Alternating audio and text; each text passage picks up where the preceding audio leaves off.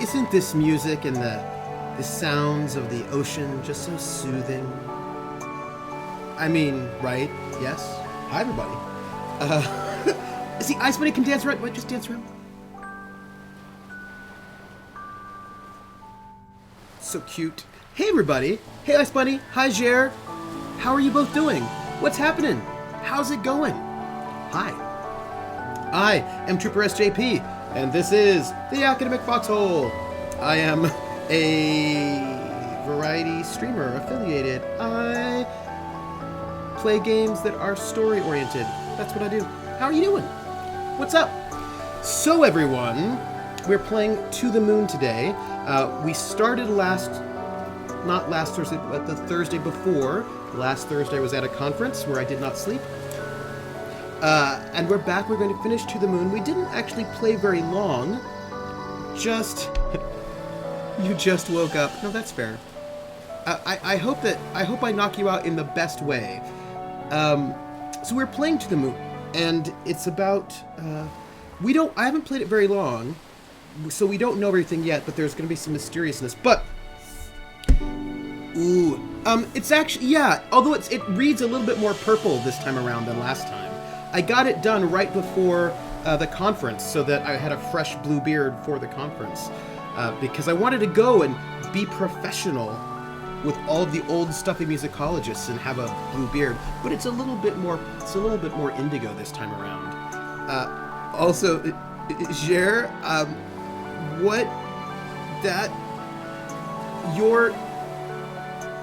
the emotes that you are putting on there are exciting.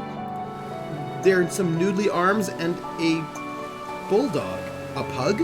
I like it. Is that a pug? He's dancing. Hey, Deceptive Mirror, how are you? Welcome in. So, this is what I wanted to share with you all. I went and I bought something and it came in the mail, and I'm very excited about it. Ooh. Look at that. It's the new RuneQuest book. Right? Welcome to Glory. Ooh! I said, now let's play a game. I bet you I can make a rhyme out of anybody's name. The first letter of the name, I treat it like I wasn't there. And then a B or an F or an M will appear. And then I say bow at a B, then I say the name, then banana, fan, or info. And then I say the name again with an F, very plain, then a flea, fire, and a mo. And then I say the name again with an M this time, and there isn't any name that I can't rhyme. Levi, Bo, Bevi, banana, fana, fo, fevi, fee-fi, mo, me-vi. Levi. Woo! Thank you so much for the sub, Levi. It is much appreciated. That is awesome. All the subs help me, they help me with the what do you call it? The Humble Bundle, which I do for the giveaways. Our giveaway for this week is Shyness, which is an action RPG. And they also, I know, I feel like the music is really loud, but I also feel like it's super irritating. Sorry, I'm irritated by it because, let me see what I can do here.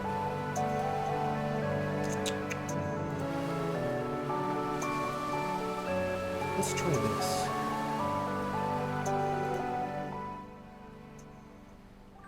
I've put it down to 3%, is what I've done.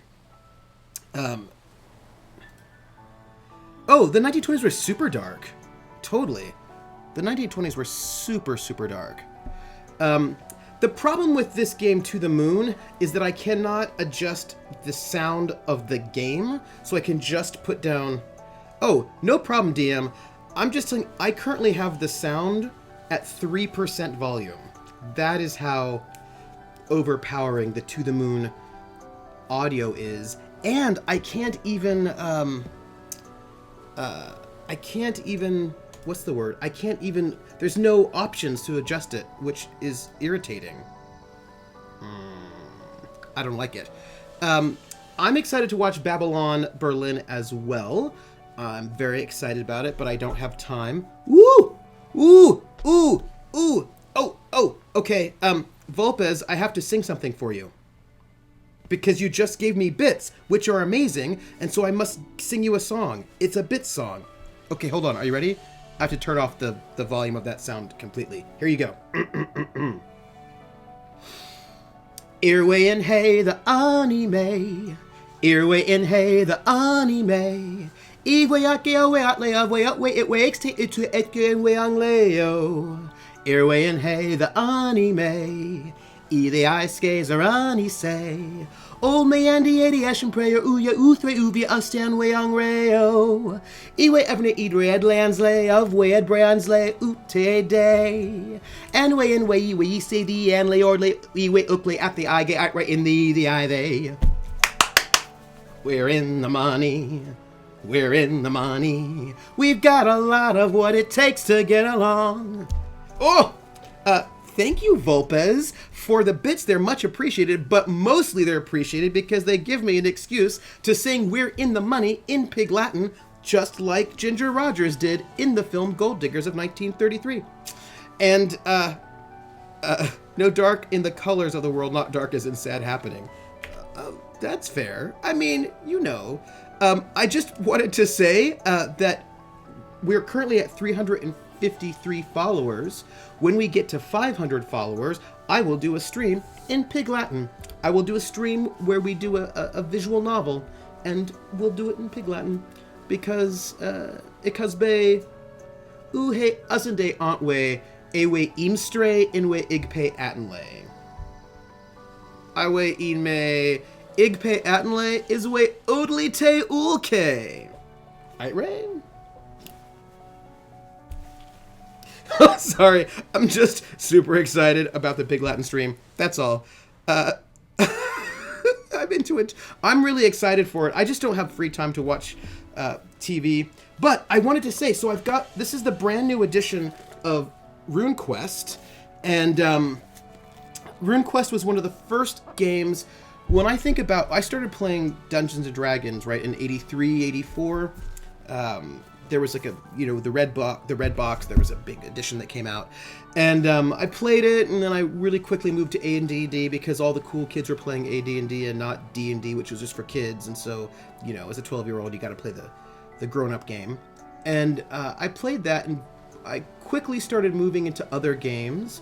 Paranoia, the first edition, was one of the ones. But one of the first ones I did, there were like 3 games that I played for like a significant amount of time that really brought me away from Dungeons & Dragons. And they were GURPS, RuneQuest, and Call of Cthulhu. And RuneQuest, I mean, of course, RuneQuest and Call of Cthulhu, same system. But, I'm really excited for Babylon Berlin because it's totally what I did my dissertation on and what I write about. But here it is, a game where you get, it's a really sort of like a Bronze Age mythic sort of game that's it's not like a faux medieval fantasy. It's really doing something quite different. And no classes, no levels, all percentile based. It's very exciting. I mean, I will say, percentile systems are a little bit swingy for my taste. They don't really give you a bell curve, which makes me a little sad. But I think it's a very cool game, and I'm excited to dig back into RuneQuest because I haven't in a while. Oh, I will love the music. I know I will. I didn't know that DR2 was showing it. Oh, Danish TV? Oh. What, of course, I'm currently obsessed with, everybody, is Night Witches, which, I've got my what do you call it, bookmark in there, and that bookmark is, I think, actually just Skittles. But Night Witches. Oh, this game, everybody. I'm really, because as those of you who know will know that I am running Night Witches for Geekspace TV starting really soon. Well, I suppose not that soon, but it's getting there. We just have to wait until, Thanksgiving is done, and then we will be starting up really soon, and I'm so excited. And I'm really interested to see how audiences respond to it, because as I have to tell people, it is, this is really interesting. I before we start To the Moon, I would love your thoughts on this. Oh, you mean the Night Witches card deck, which I also have, but I cannot use on Roll20, but I have it. So I think she sort of announced it, but I don't think they had the big, like, I'm sure there'll be like an actual big announcement, like a woo announcement, like woo, like I'm sure there'll be an actual announcement, but I think she mentioned it on the page December 8th, by the way. December 8th. So excited. So before we start, this is the thing I want to talk about. Something I'm really interested in. This game, Night Witches, is not... Yeah, it was a soft announcement. It's a soft announcement. I'm sure there'll be a big one. Like, I'm really excited, but I wonder how people will deal with it, because it's not a power fantasy. It's not a game like a lot of other games. And I wonder how people respond, right? There are a couple of things. One, it's pretty deadly. Well, I personally think there are ways to get around massive death all the time. I don't think it has to be as deadly as it often is. I think that there are ways to mitigate the deadliness of it. We will see how well that works, but even if you can mitigate to some extent, it's hard for players to make it through the entire campaign. And even if they make it through the entire campaign, probably their friends and loved ones won't. So like it bends towards tragedy and sacrifice. It is not the typical geek space fare for sure. Yeah, no, World War II is deadly, right? So it's set in World War II. It's, a lot of the Night Witches in real life died. So it's set in a deadly space, and the game itself, right, I mean, it is narrative. So I think that's true. That is true. But here's the thing. When people talk about, like, what makes a good streamed game, they say things like no character death, because viewers invest in characters, so if the characters die, then they won't be invested in the show. And so if characters die, then it won't make a successful streamed show. That's what people say. I don't know how true that is, right? I mean, but that's what people say about stream shows. And this is a show that, maybe nobody will die, but maybe nobody will die. I just wouldn't bet on it. So, hey, Dema. So that's the big question that I have, right? Will a game that is possibly high mortality, certainly tragic, and with no powers, right? No magic powers or sci-fi-ness, will that do well? I hope it does. Hey, somebody can die first session, is what I'm trying to tell you, Jer. The TPK can... Thank you for the host, Dema. Ooh. Oh, sorry, I didn't hear that, Dema. So sorry. I had to pull down my volume so I could sing, and then I missed the host. Thanks, Dema. I hope so, but you know how people... I gotta tell you, people... there's a lot of conventional wisdom about what makes a good streamed show. And, I don't know if it's true. We'll see. So, I was listening to an actual play of Night Witches, and I think there was almost a TPK in the very first session in training, right? Because like the very first session is training, and how long the training session goes could be like 1 or 2 sessions. We'll see. But chances are that this will need an intro stating this is a high death potential show. Yeah, I will tell people so they don't, so that they know. Right, because maybe people will be upset if people die, and I just want them to know that people may die. So I'm going to say it so that people know about it, and I'm going to let them know that this is, the rules bend towards. There's a. What did he say? There was a. Already owns Mad Max. There was a. Hold on. What did he say? In the beginning. Yeah. So, in the very first page of the book, Jason Morningstar writes. Well, it's page 2. He writes, "The rules will bend your story towards tragedy and melancholy. The planes are more fragile than the women who fly them, and every moment is fraught with danger. Your characters will be marked by war and death, and some of them will never come home." So, right, and it is true. He is not joking when he says that the rules bend the story towards tragedy and melancholy, and that is true. They do. They do. Night Witches, yes. Maybe they are. I hope so.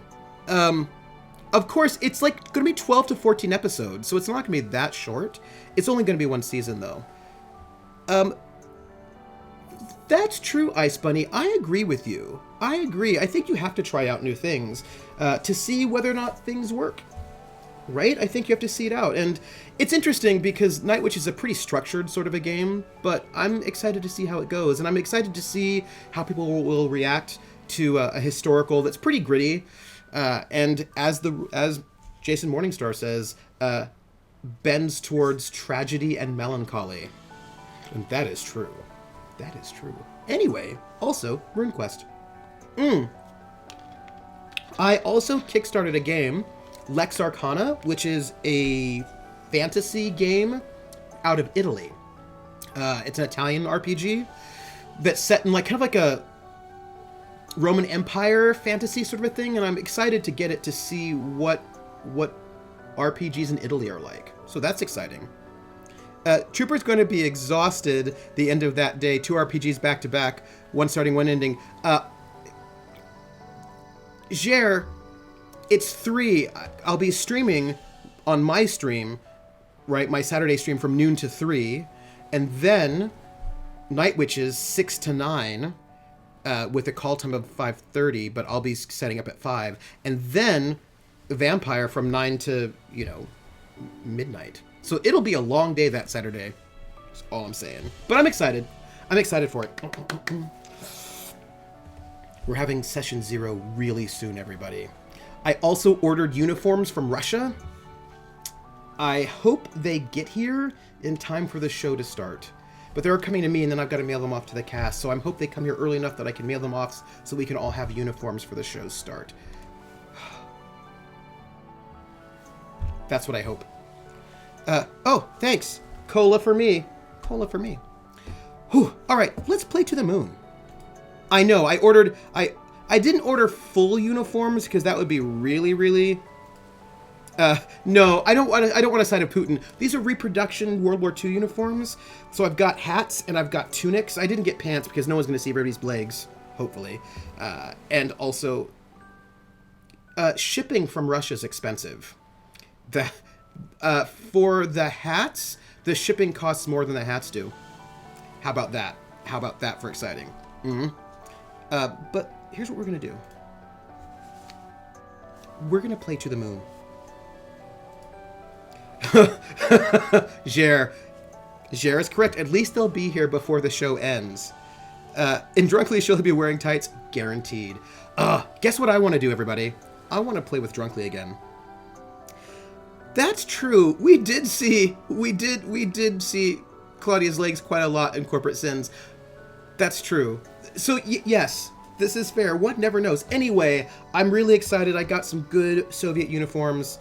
I want to play with Drunkly again because that was great. That was amazing. I enjoyed it so much. And I just, more Drunkles. But here's the thing. If Night Witches does well, that will be proof of concept that that remote shows can do well on Geek Space TV. So I'm excited about the prospect of, more remote shows, which means I get to play with Drunkly again, maybe. Also, hey everybody, woo! So we're playing To the Moon, and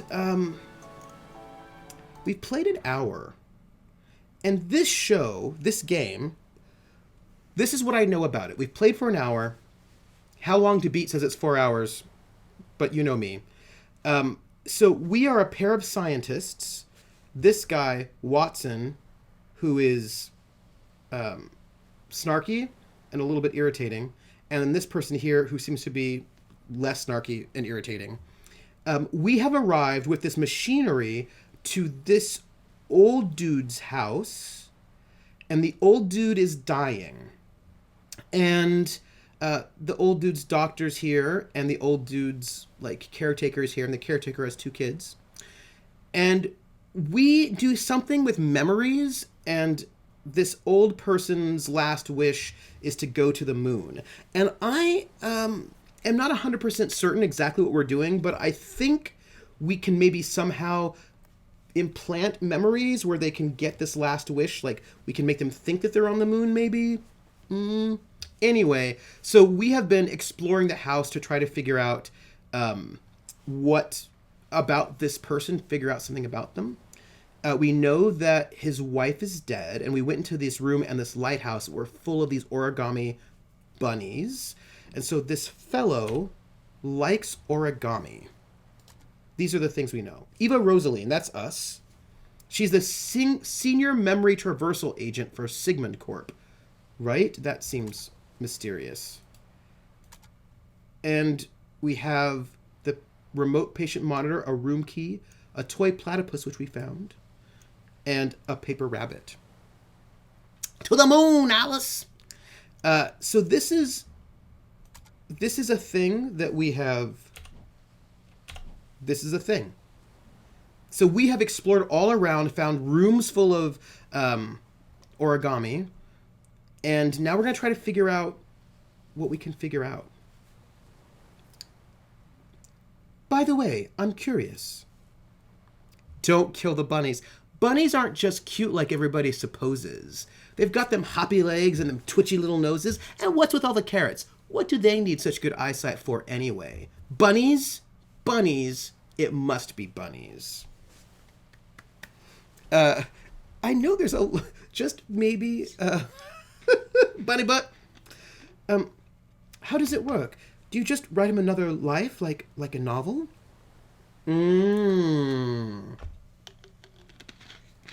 I had some rabbit once. It was quite tasty. Let's explain how this works, since I don't actually know. I forgot what voices I gave to them. But you must fold 1,000 cranes. Yes, 1,000 cranes to get a wish. You know, you can do that pretty easily. If you just did 1 crane a day, you would get it in 3 years. So if you did 3 cranes a day, you would get it in, a year. If you did 5 cranes a day, I mean, like, you could do 1,000. Yeah. I just need to learn. I need to remember how to fold a crane, and then figure out where to put them all, and hope that nobody thinks that I'm a serial killer with 1,000 cranes in my house. I forgot what voices I gave everybody. Let's make her sort of posh. No, we can't just make up new memories out of thin air. Then, how do you do it?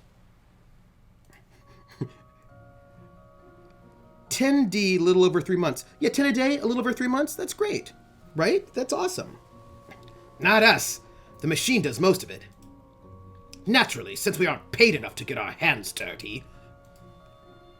In a nutshell, we simply travel through his memories to as early as possible. When we do, we would then transfer his registered desire of going to the moon to the reconstruction of the world and himself at the early state.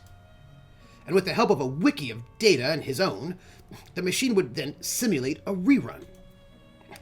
Except this time, he'll have the motivation of his registered desire with him all his life. So, you'd be depending on him fulfilling his own wish by simply having the desire to? You give them to the War Memorial in Hiroshima, then you wish for a crane folding machine, and then another one, and then you end with 1 wish a day. Yeah. That's a really good idea, Dimma. I wish for a crane folding machine. I wonder, though, if it counts, or if the magic is in you actually doing it. Right? If you actually folding the cranes is part of the ritual, then I would imagine a crane folding machine wouldn't do it. And now I really want to run Unknown Armies again, still more. I want to run. Okay. How could that be? Everyone has ambition for things, but most don't accomplish them. I don't want those junky cranes. Right? That's all I'm saying. Well, that's because in the real world, ambitions fluctuate and fade. People start things with a passion, but eventually they lose that initial drive and slow down. But imagine if you locked onto that initial push through your entire life, never wavering. It's more powerful than it seems. That being said, no ambition's gonna help a dead man. We'd better go get started. Oh, of course. How much, don't we feel like his desire to go to the moon is, metaphorical? J Popcon will do that when we finish the 1,000 cranes.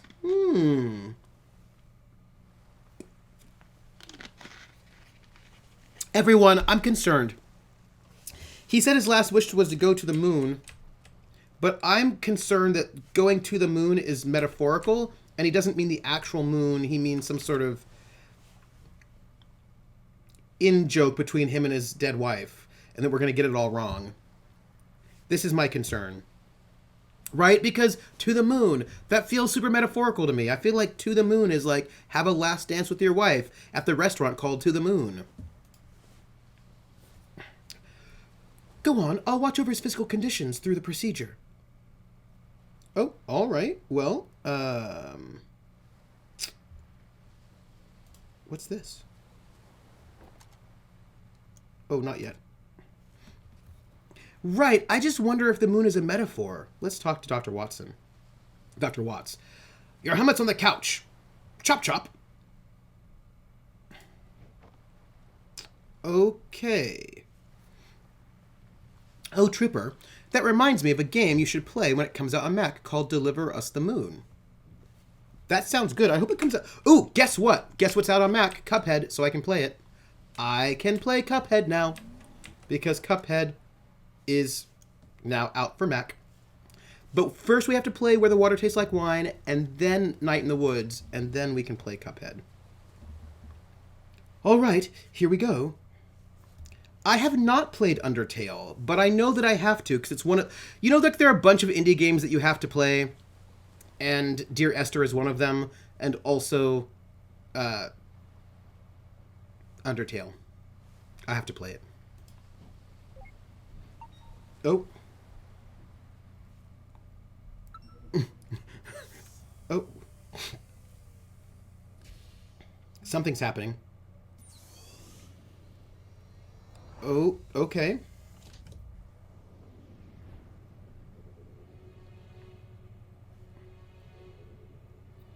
Did they? I wonder how long before Trooper 6 gives up on Cuphead. We'll see. Maybe I will love it. This should be the last accessible memory. Okay, I think we're in memory space right now. I'm excited for Cuphead. I can be very stubborn, you know? I can be. Disable speech for all except Johnny. Done. Let's get him. At any time, you can view your position in time by moving the mouse towards the top of the screen. I can be stubborn at times. It's just, let me put it this way. If the game is hard, that won't necessarily stop me from playing it. If the game is irritating, then that might stop me from playing it. But those are two different things. Like, if I'm not getting anything out of it, like, I can still get things out of hard games, but, if I'm not getting anything out of it, then I'm not excited.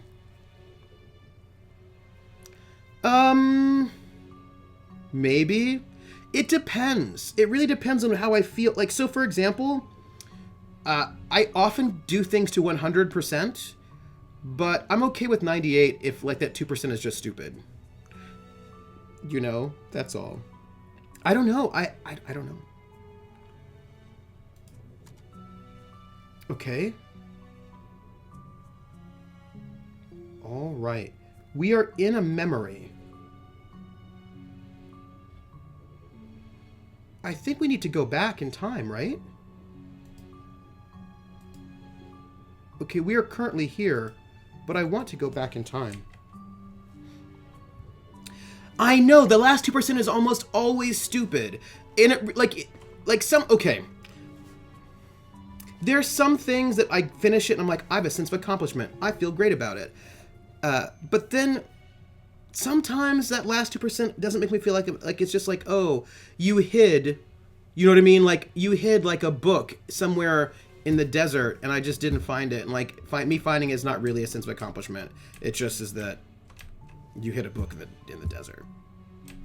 Thank you, Dema. Hey, Dema. How did you know? That's exactly what I was thinking about. I was exactly thinking about Assassin's Creed 1 and the feathers in it. Like, that is exact Dema in my brain. Hey, Sir Saiyan. I just want you to know that I was thinking 100% of Assassin's Creed. And how, like, Assassin's Creed flags, there was also like in Assassin's Creed 2, some of the foot races was also, they just also weren't doing it for me. Yeah, there in what do we have here? A selection of readings from medical journals. Yeah, no, in Assassin's Creed 2 there was like the foot races and they were just like taking time and I was like, no, I will come back to these later. I'm not excited right now. The gazelle part of the Lion King game. Okay, so the paintings are not here right now. So we are in this person's memory, but it doesn't feel like it's the oldest. So let's see what we have here. Oh, here we go. Piano. For River by Johnny H. Wiles. Oh. What kind of song is this? It's just 2 notes repeated over and over. Drag the arrow backwards. Maybe I can do that. That might be a good idea. Huh. Da-da, da-da. Da-da-da-da-da-da-da-da-da-da-da-da-da-da-da. Well, okay, hold on. And there is... I will eat some chocolate. And there is like a bass thing going on. I wish I could actually just play that piece of music so I could hear what it sounded like. I'm interested. Oh, I have to do this. Oh, all right. Lurk a bit. We are, see, this is where we are here. Whoop. Yeah, it doesn't look like you can drag. Yeah, I don't think you can drag. All right, what do we have? So this is, oh, light. Maybe we can, oh, huh, all right. So we can't drag, but we also can't go everywhere, it doesn't look like. Let's see.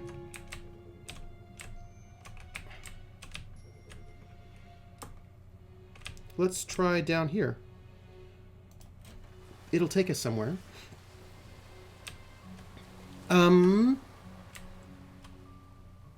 I think we should maybe try to go to the lighthouse, because maybe we'll learn something. Again, I still... Oh. Oh. Okay, we're gonna peep on them. Johnny?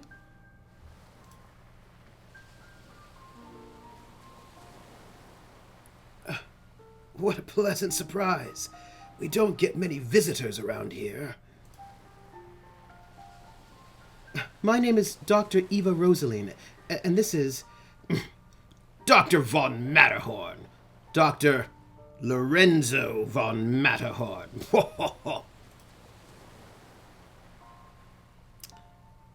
Dr. Neil Watts. Are you familiar with the Sigmund Agency of Life Generation? Oh, are you two from the agency? Huh. If moving your arrow to the top of the screen makes time go forward, move it to the bottom. No, moving it to the top allows you to see the time. This allows you to see the time where we are, but I don't think we can manipulate that way. I think we just have to go through it in a slightly more linear way. How convenient. I've just been thinking of calling you. Lily, get us some tea, please. Lily? Actually, you've already called us.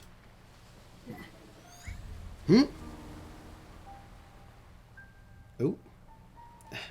We're here to fulfill our contract from the relative future. Careful there. If you slip off the cliff, we're going to have to reload this memory. Watch it, Neil. Show some respect. It's just a program, you know. I know, but this is his last accessible memory, and we need its cooperation. Worst comes to worst, we can just reboot it. Why would you waste time like that? Oh, this guy, Watts, he's the worst. You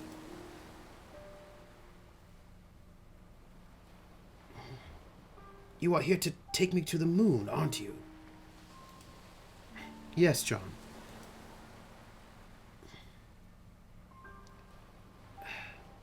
I suppose I had a good run. I just feel like this takes us to the moon. Metaphor. Not good enough, it seems. Oh. So, can you do it?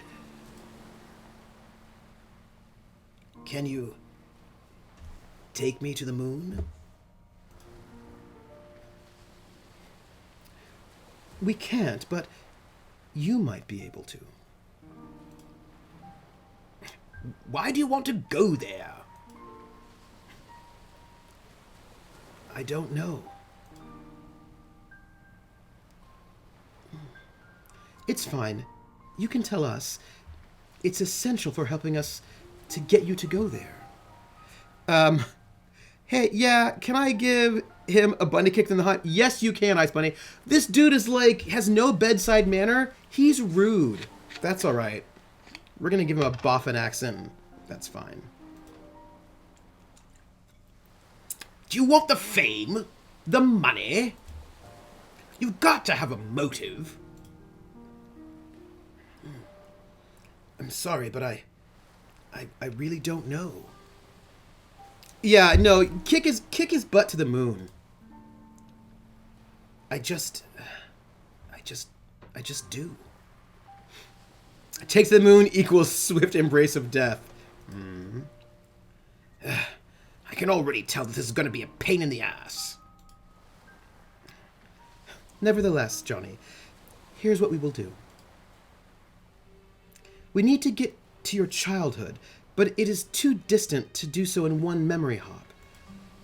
Thus, we will need to traverse through your memories with gradual backward leaps. Which you've given us permission to do in the relative future. Once we lay down the waypoints in your childhood memories for direct access, we will return here. That's when you'll need to help us influence the childhood you to become an astronaut. Want to get it on a giant catapult? The point is, you'll need to have more to say than just, I don't know. As long as you can take me to the moon, I will cooperate in any way possible. Good. I still felt like this is some kind of weird metaphor. Now, in order to leap to a memory, we need an item that is of importance to you. Do you have a memento of some sort to get us started?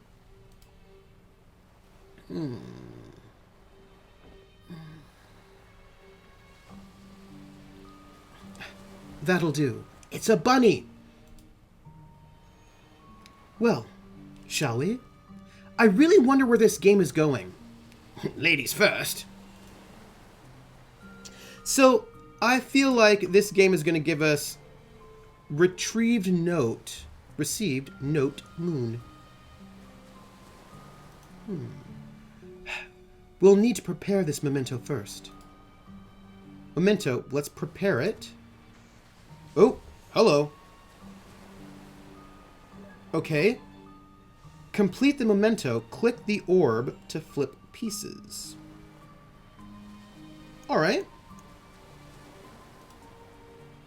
Let's see. Alright. Let's do this one. Okay. And then maybe a little bit of this. And also a little bit of this. That was easy. The memento can now be activated for traversal. Yay for the bunnies! Bunny, bunny bun! Let's actually hit escape. Dr. Neil Watts, technician specialist. He's the worst. Moon. Objective. The moon in Johnny's memory is full. Bunny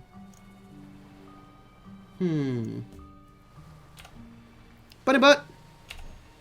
Alright, so we did it, I suppose. It's thinking. Oh, here we go. Let's activate the memento. Wait! I'm sorry. Wait. What about my privacy? Well, we'll try not to violate what we can avoid.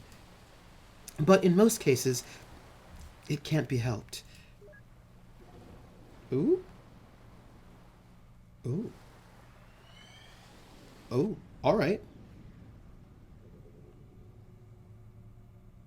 Hey, look, there's a little platypus. And a lot of origami bunnies. Okay. We are here.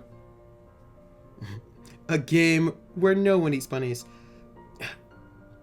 Turn off visibility and interactivity. It'd be messy to be seen.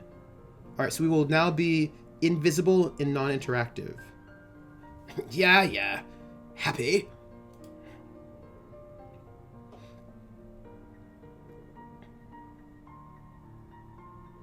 Jeez. What's with all these rabbits? I only use their skin to make pouches. It puts the lotion in the basket. This is creeping me out. We probably should have checked his record for psychopathy first. What the? Did he hear me? That's impossible. It's probably just a part of this memory. Or it's not. Ooh. Then I stand by my point. Anyway, quit blabbering and find a memento here. Ooh! Come on to my house, come on. Come on to my house, I'm gonna give you candy. Come on to my house, I'm gonna give you everything. Thank you for the host, Crit Witch. By the way, that song was also for Dema for hosting a little bit earlier today. Welcome in, Crit Witch. How are you? It is so nice to see you here.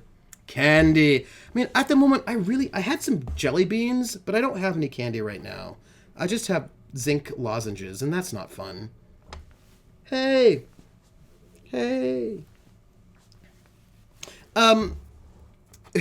That's what bags of holding are now. So, I'm just worried about all this. Crit Witch, now I want a Chip Witch ice cream sandwich, and it's all your fault. I don't blame you, though. But I would love a Chip Witch ice cream sandwich. Is there a way for me to get one? I do have an empty Skittles bookmark. Is it bad that my bookmarks are empty, like little bits of empty Skittles packages? Maybe it's not bad. Oh, Ice Bunny, I can understand being over candy for Halloween, but I didn't really do anything for... No, don't apologize, Crit Witch. I mean, who doesn't want a Crit Witch? A Chip Witch. Who doesn't want a Chip Witch? Or a Night Witch? So we've jumped back into a memory. Where are we right now? Oh, we're still in here. Let's see. Anyway, quit blabbering. I'm sorry. Anyway, quit blabbering and find a memento here to hop from. Okay. Interact with objects to establish 5 memory links. So we need to get 5 memory links. How far do us... Okay, so this is a thing. Where I live, there isn't really any close 7-Elevens or Wawas. I live near Davis Square, which is a little bit hipstery right now. So there's nothing really like that, which is awkward. A Wawa is like a, it's like a 7-Eleven, but you find them in the South, maybe also the Midwest. Certainly from Virginia downwards. I don't know if there are Wawas. Oh, there are also Wawas in Pennsylvania, but they tend to have a bit more food than a 7-Eleven, or better food.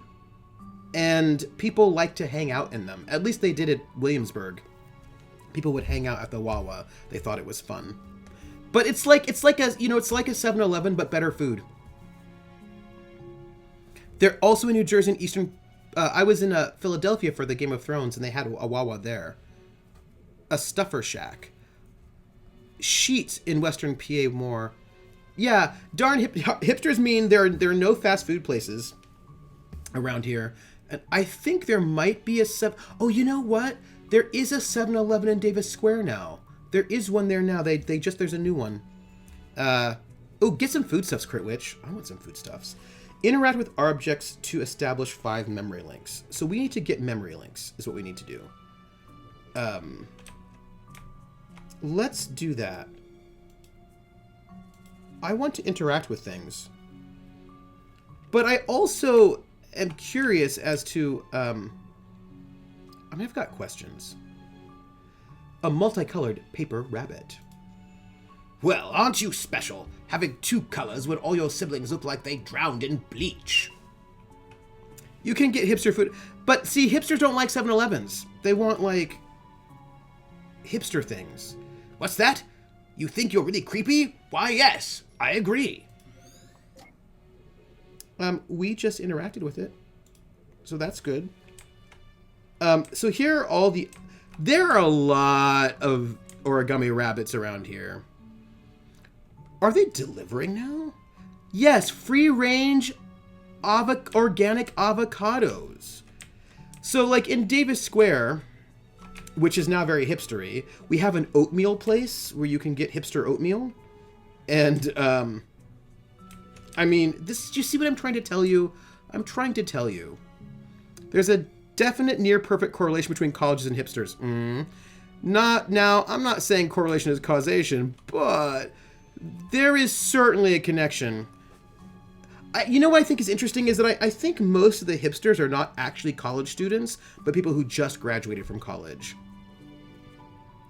No, although I think European McDonald's are better than US McDonald's. At least German McDonald's were better than US McDonald's because Germany has really strict food standards, and McDonald's has to also abide by those food standards, so the food was much better. The internet wants dick. That's what we learned. It's true, though. The clock is moving, but soundless. Received note clock. Oh, well, what is this note? The clock in Johnny's house never tick.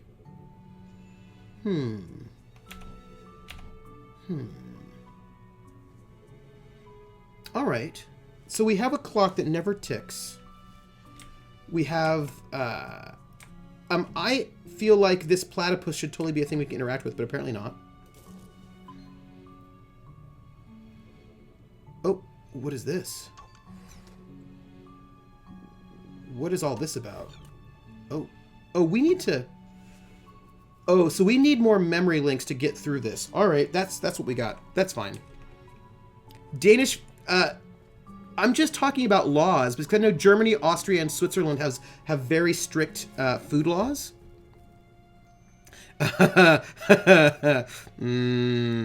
Yes. For example, you can't have artificial colors and artificial flavors in food in Germany. So, you know, I'm just saying. The clock is moving, but soundless. So there's like a whole bunch of, you know, interesting...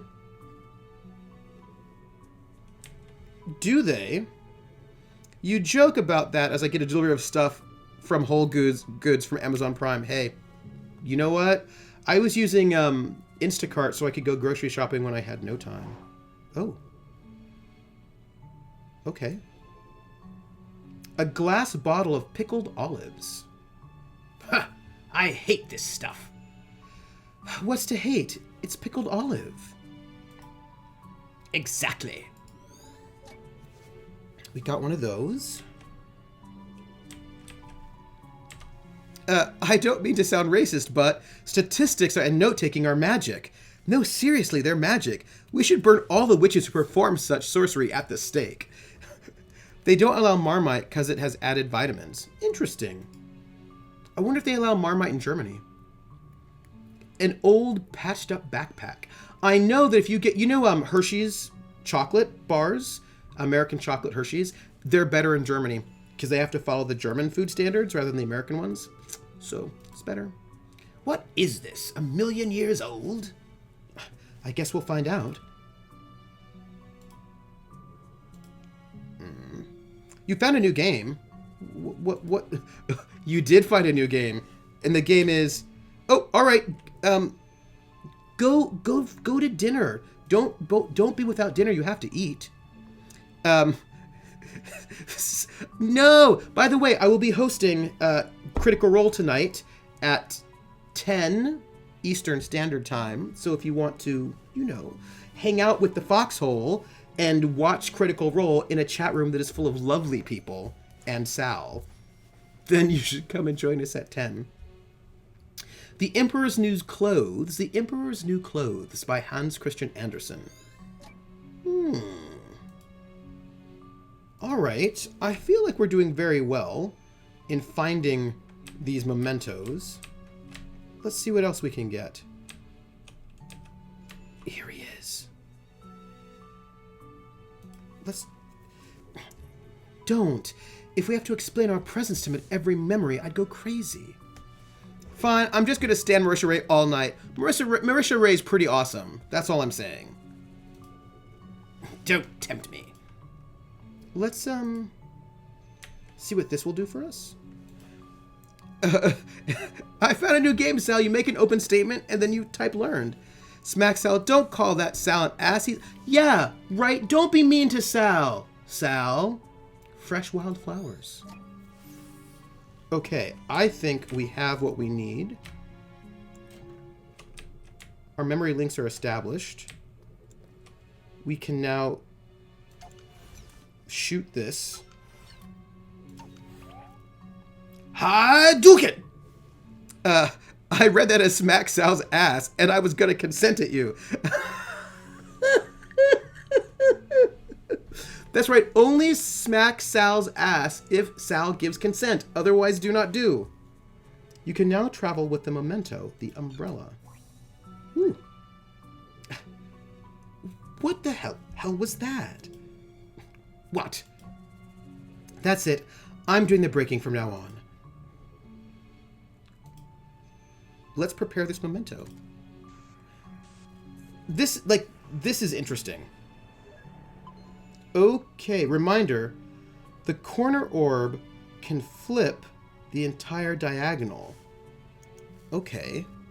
I was gonna smack Sal ass, but I hoped it was boob money. Do not forget it. Hey, Krellin, how are you? We're doing the you know, the to the moon, and we're trying to learn the things. And it looks like we are going to be, you know, trying to... No? Oh, John goes on to teach Latin history to morons. Oh, that sounds fun. It may not be the best choice, but the internet wants dick. That's a good one. So what I need to do, clearly, is... No, I can do this. I think I have a plan. And do this. And voila. Voila.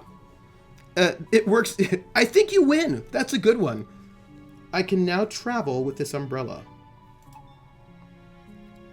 Oh, I haven't seen the new Netflix special. Let's activate this. So we should be able to travel back further? Where are we now? Oh, this is interesting. We haven't traveled very far, but we have traveled. We are further back. So, I mean, that's something. I don't... So she said something about rain. I don't mind it regardless. Got more time than I thought. Gonna lurk here via audio. Oh, very nice. I have not met River, but I've seen him play the music. And are we talking about River Tam from Serenity, Firefly? Because that would be weird. I mean, it's I don't judge if River from Firefly shows up, but I'll just be like, that's weird. Seems like these memory hops only span a short period of time. We need to find a leaping memento, or it's going to take forever. Just enjoy the scenery. Okay, so we need to find mementos that will get us... Yes, we saw the river sheet music, is what we saw. And I wish that I had it so that I could play it. Hello, little platypus. An old stuffed toy platypus. Honestly, I just don't think this animal has the right to exist. Don't be mean to yourself, Sal. And do you prefer to be nice to Sal, Push? I can do that next time. I know. Is it the River song from Doctor Who? Is it River from... I mean, like, we have so many... The world's not big enough for two of you. There's so many rivers. Are we talking River from that song by Joni Mitchell? What is this? In memory of River E. Wiles. River, dead wife? I'm thinking. Let's go in here.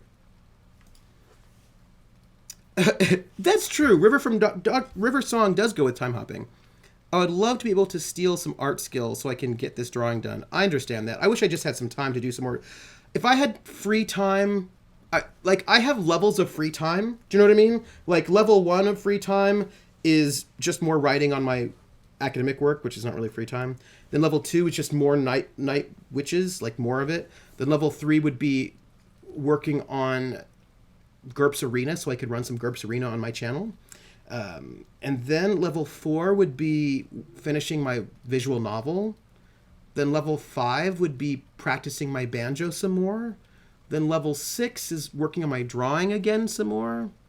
I want more free time than I have. It's finished, River. Oh, what is this? Like you, I'll be able to watch over her every day. Who? Old Man River? She won't be alone anymore. What does this mean? You're being mysterious. I might never understand why, but I stayed true to your wish. I'm sure Anya's grateful to you too. I do want to do a banjo stream. I know. If I could just get like 10 hours... if I could get like 10 extra hours to like go running, work out, you know, like go to the gym, practice my banjo, just all the things that I want to do, and then get extra sleep. But when I'm gone, who's going to watch over us?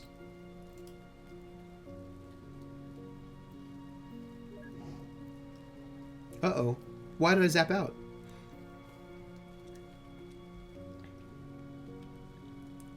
Who are you? That way, I still have free time, but I can do weird things like afford to buy food and video games. I also, like, I just wish so there's a, there was a bad TV movie called The Girl, the Gold Watch, and Dynamite, The Girl, the Gold Watch, and Everything. There were 2 of them with Pam Dauber and Robert last name. And Robert last name, who was in the Airplane movies. He was the pilot. He was given a gold pocket watch from a long lost uncle that he didn't know. And the minute he gets it, because died. The uncle, there's a will reading of the will. He goes and he's given this gold pocket watch. He's like, oh, I don't even know this guy. He walks out of the will reading and people immediately try to shoot him. And the pocket watch is like broken or whatever, and he tries to get it to work. And then what happens is that when you click on it, it stops time. And it turns out when you stop time, physics works weird. So when people shot at him, he stopped time, the bullets were coming at him, but he's able to turn the bullets around in space and they went the other direction. Don't ask me how this works, but that's Robert Hayes. Thank you, Krellin. Robert Hayes. Robert last name from that famous movie, drama Oscar winner. Robert Hayes. And so, like, in this whole movie, the bad guys are trying to get the watch from him, but he can use it to stop time. And he will do things like the bad guy comes to punch him in the face, he stops time, and then just moves the bad guy's fist towards the other bad guy's face, unstops time, and the bad guy punches the other bad guy. Woo! Anyway, if I had that watch, I'd be like, let me stop time and then just sleep a full 8 hours, and then unstop time and then do all of the work. I would be using that watch to sleep. That's what I would do. Sleep. All the time. That would be what I would use it for. I need to probably read Harry Potter. My name is Eva. I was just passing by. Was she your wife? Yes. Her name was River. That's a special name. It didn't need to happen.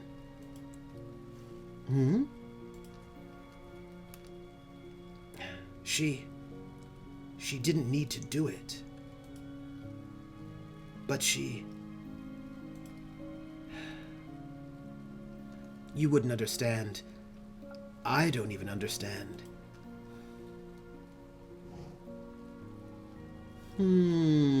Mystery. So he was like Quicksilver in the X-Men movies, except that time actually stopped. Right? So like, but I've thought a little bit too much about this. And he didn't have to move. He could just stand there. But I have thought a little bit too much about this. Because if time is stopped, then I imagine there are a bunch of things you can't do. Right? So clearly in this time stop space, you can move people around. You could read books clearly because you can interact with things. Oh, that sounds good. But you probably couldn't watch television because I don't think you can get things to move when you've stopped time. You could probably eat food, but I imagine you couldn't watch television. I imagine you couldn't cook food. You'd have to have food that's already made. Because I imagine you probably can't cook food when time has stopped. So you could eat food that doesn't need to be cooked. You could make sandwiches, I imagine. Right? I'm just thinking about how much you can and cannot do when you've stopped time. Oh, Jer. I see you referencing Twilight Zone, or was that The Outer Limits? So Twilight Zone, wasn't it? So we have a note about Anya. We have to figure out who Anya is. Who's Anya? Someone John and River cared for, but we don't know who. Oh, so let's,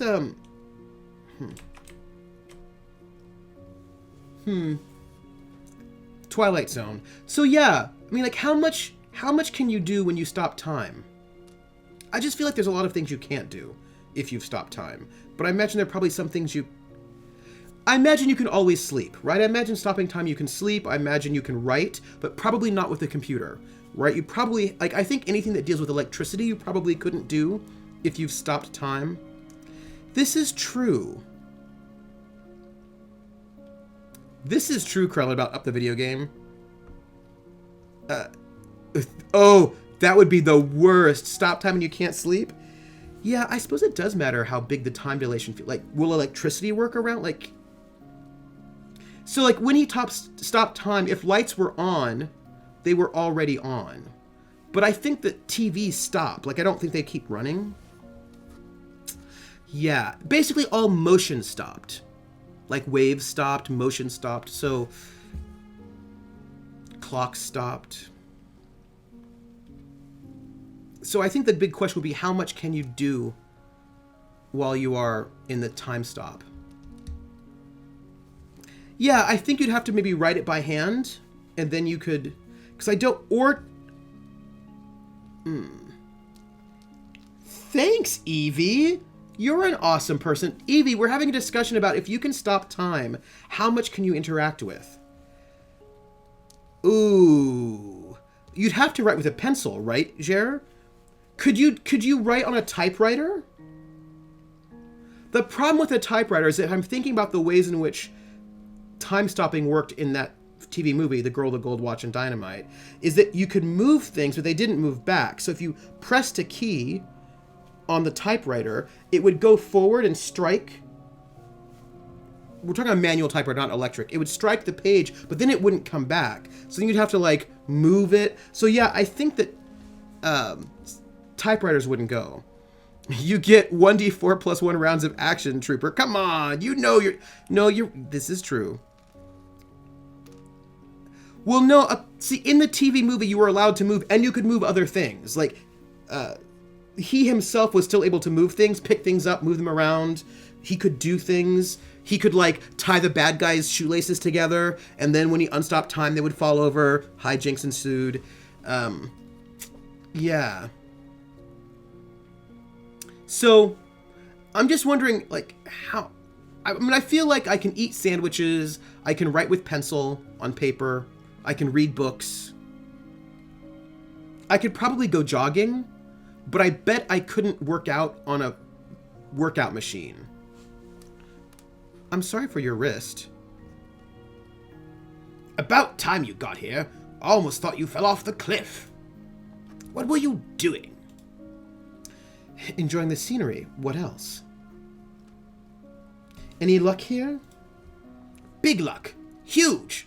Dinosauric. This place looks pretty empty. It's a lighthouse. What do you expect? Dr. Watts is going to get kicked in the butt by Ice Bunny, and will deserve it. Anyway, I'll catch you on the other side. Have fun re-breaking the barrier for yourself. By the way, this game you cannot use WASD, which irritates me. You have to use the arrow keys, but that's where I've got my mouse. The way we define time is via nuclear decay, so if we stop time, then we'd stop motion. So if you were exempt, nothing else would be. Technically, if you stop time, you would have no light. The photons would no longer be moving towards you. All of this seems to be true, but within the realm of this bad TV movie from the early 80s, late 70s, he could still do stuff, including breathe. Yeah, kick! Kick him. Superpowers don't care about your stupid physical laws, because it's clearly this kind of weird superpower. Yeah, I mean, why is this platypus everywhere? Let's look at this. A broken lighthouse lamp. Oh.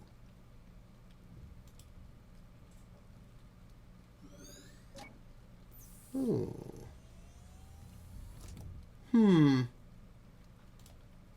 All right, let's break this platypus. Maybe the platypus is important. Maybe the platypus is the moon. Because I'm just saying, to the moon sounds like a massive metaphor. Let's prepare this memento. Pseudoscience. Pseudopods. Because it is what you, in the end, need to pick. Worm by Wildbow. Short version. Getting superpowers sucks. Always comes from trauma, and it is a damn good read. Oh. It feels like a metaphor, right? Ideal shows the minimum number of moves the memento can be completed in. Come on in my house, come on. Come on in my house, I'm gonna give you candy. Come on in my house, I'm gonna give you everything. Hello, Asteni, and also Asteni's followers. Welcome into the Academic Foxhole. Hi, I'm Trooper SJP. Welcome in. Asteni, how are you? How did your stream go? You were playing puzzles, right? Welcome in, everybody. Hi. Everybody here is hanging out. We are the Battle Buddies in the Academic Foxhole, and we are playing To the Moon, which is a bit of a puzzle game, I suppose. I've got a bit of a sore throat. I'm not sick, but I'm on. You know when you're not sick, but your body's thinking about it? Do you know what I mean? That's where I'm at. The person I was stealth lurking while AFK just raided. Woo! Hey! Oh, nice. You don't have a cold, Esteni. So you have a cold. I do not have a cold. My body is thinking about having a cold, but I don't have one. Foxhole of Foghole. But do you know how it is when you don't actually have a cold, but your body's thinking about it, and it's like, you know what I mean, right? I feel like people know what I'm talking about here. Okay, so let's see what we have. So we need to fix this, and I think we can do this by this, and this. Boom. Yeah, you feel a little bit off and a bit like, yes, exactly, right? Like I'm a little bit congested, but I'm not so congested that it's real. You know what I mean? I'm in Trooper's boat. I can feel the cold coming on. I've coughed a few times, drinking water with lemon now. Oh. I suppose I could have done it in 3. You should take echinacea. No, I'm just going to go and take this, this zinc. AMSR.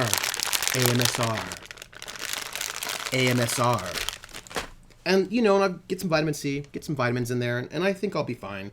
And just try to get extra sleep. Just getting to a point where I can relax. Yeah, I think that's what I'll need. I just need some extra time, and I'm going to... Imperfect! I'm going to just relax a bit. I'm going to do a little bit of email tonight during Critical Role, but I'm not going to push myself too hard. And it'll be fine. So, let's activate this memento. ASMR self-care stream. Ooh. Hey. Oh, wait, are you ready? Hello, everyone. This is my AMSR stream. I'm going to drink some cola. ASMR. Hey, everyone. It's my ASMR stream. I'm going to squeeze a stress brain. I don't know. That's all. Eat all the fruits and veggies with vitamin C. I'm not quite certain how I'm going to get the extra sleep, but I'll think about it. I have to do stuff tomorrow. Ooh, I have to send out an email today. Ooh, I have to remind all of my advisees. This is the point in time of the semester where I have to meet with all of my advisees to talk about classes for next semester. And I don't know when I'll be able to do that. Probably Monday. No, Monday's a holiday. So, Tuesday...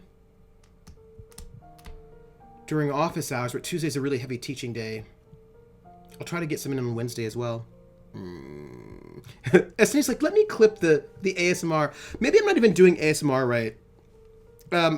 That's all. Fake kinkies for some reason funny, but shudder-worthy. Hey, I take it. Ooh, what classes should you take next semester? Well, the question becomes, Sal, have you finished your distribution requirements? That's my first question. Question 2, what about your requirements for your major? Question 3, what do you need to make yourself happy and full of joy?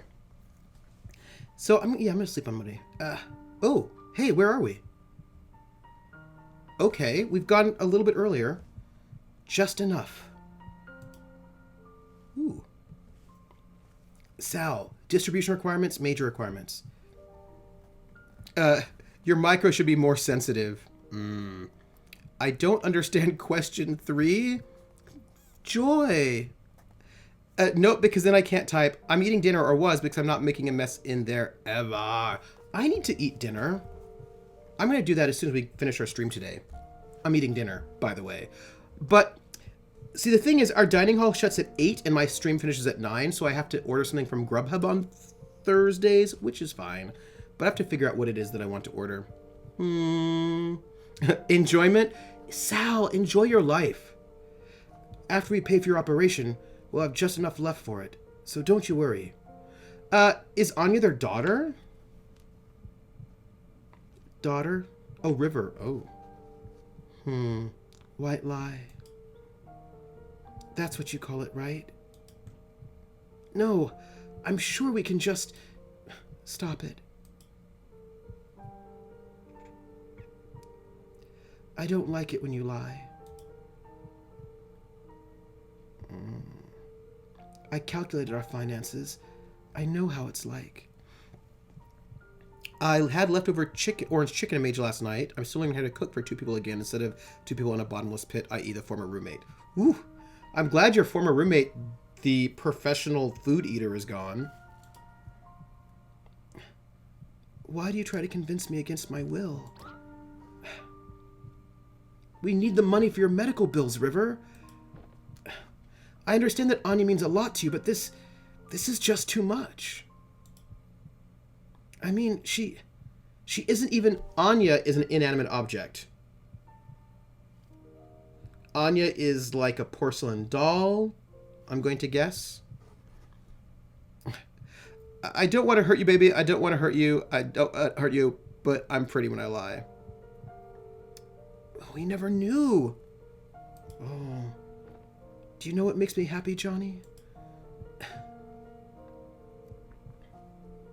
What? Do you? Well, I do. I just hope you can help me with it. River, when the papers for my treatments get here, I will not sign them. What you do with our money is up to you. But if you would grant my wish, I want you to use it to finish building that house. And then, for every day that you live there, I want you to watch over her. Visit her, speak to her, comfort her. I don't want her to be alone anymore. And what about you? Happy. I'll be happy. Johnny? Yes? I made this. It's the 2-colored bunny! Tell me what it is. What? Just tell me what it is. It's a rabbit, like all the others you made. That's from a song. I may be misremembering the lyrics. I'm gonna drop it there. He was a nice guy, but yeah, he lived with us from 18 to 26, paid rent sporadically, and was kind of a mooch. We prefer to be called inanimate Americans, thank you. What else?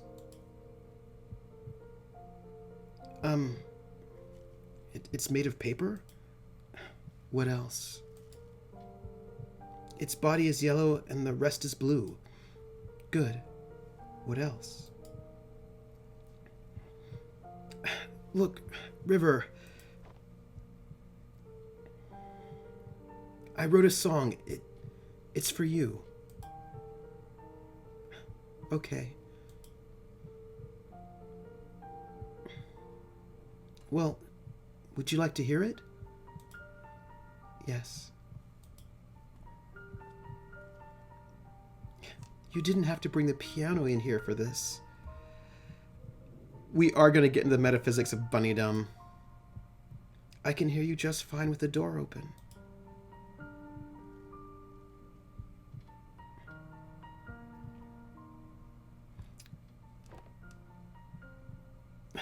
It's called For River.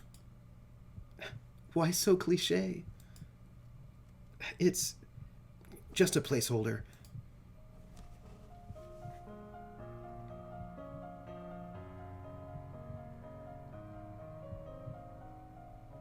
See, it's not just 2 notes.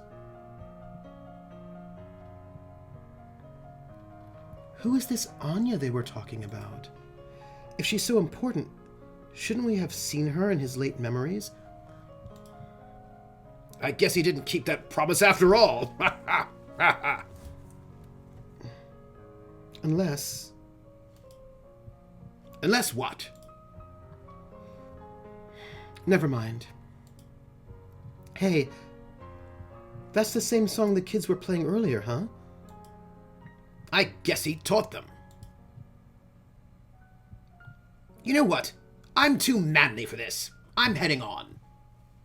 Oh, Dr. Watts. I already got my memory links. You want to hitch a quick ride or look around yourself? Let's stay and explore. Go on ahead. I'll catch up with you. Also, I gotta tell you, this Dr. Watts is the worst. That's forbidden, Mancy. Have you seen the medieval rep? Right there, Krellin. That's... You know, Dr. Watts needs some stuff.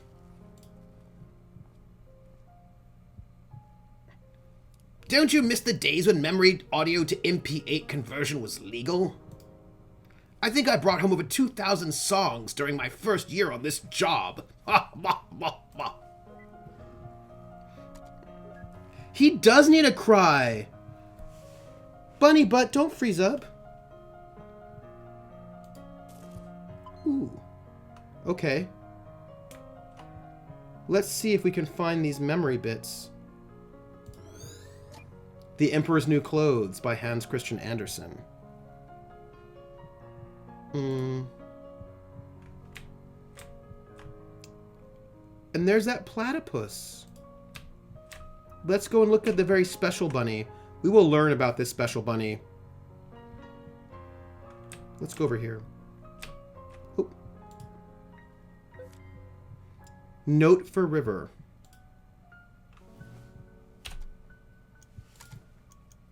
A song Johnny wrote for his deceased wife. Its title is a placeholder.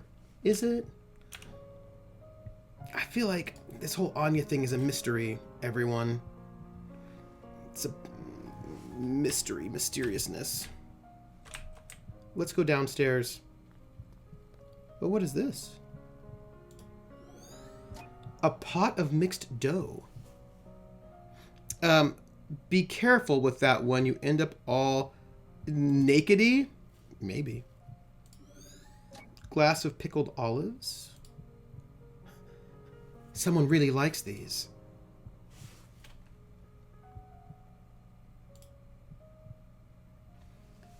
I'm telling you, there's just no way. What if we take it apart? Look at us, John. We aren't exactly the ripe age of piano moving. You know what? If this means that much to you, I'll pay for the professionals to do this. I can't help saving that house for you. So this is the least I can do. I can't help saving that house for you. This is a Buffy AU. Bunnies! Bunnies, it must be bunnies! So, I think we got what we needed. I'm glad we... This guy really loves his ex-wife River. That's true statement. Did the Bavarians not teach you what Nakade?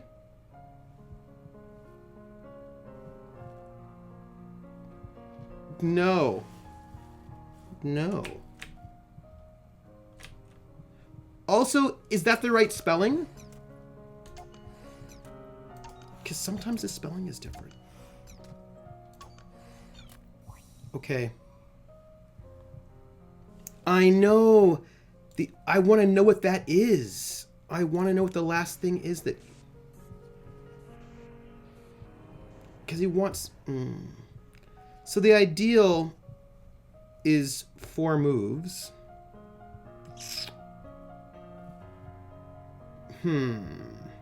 Well, let's do this. And then let's do...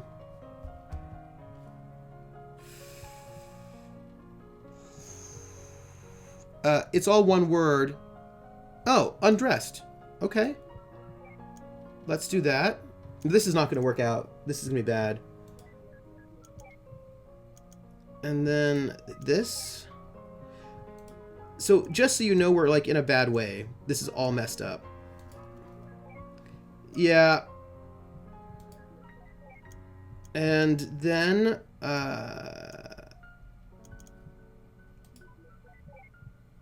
oh, that's what that diagonal does. Interesting.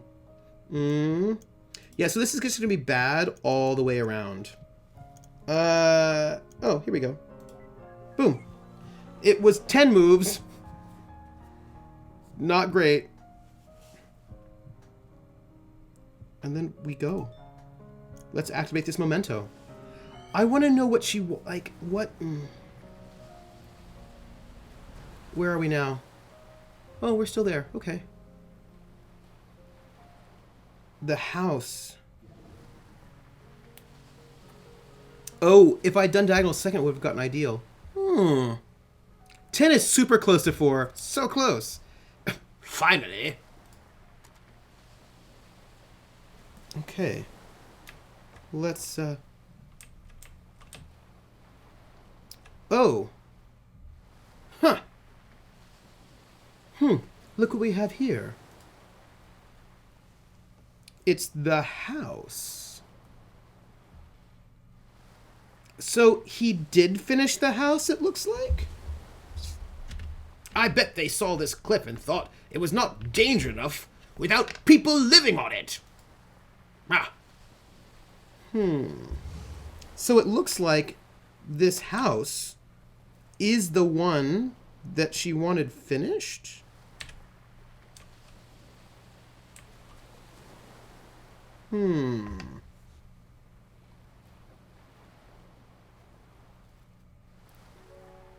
Sad music. Oh. Isabel. Nick called and said I should come.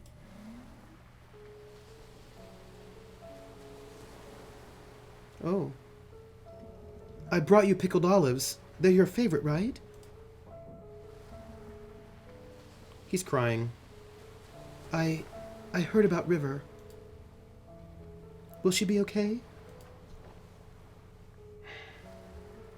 Her illness was just diagnosed in its late stage. Fortunately, it's treatable. But the medical bills...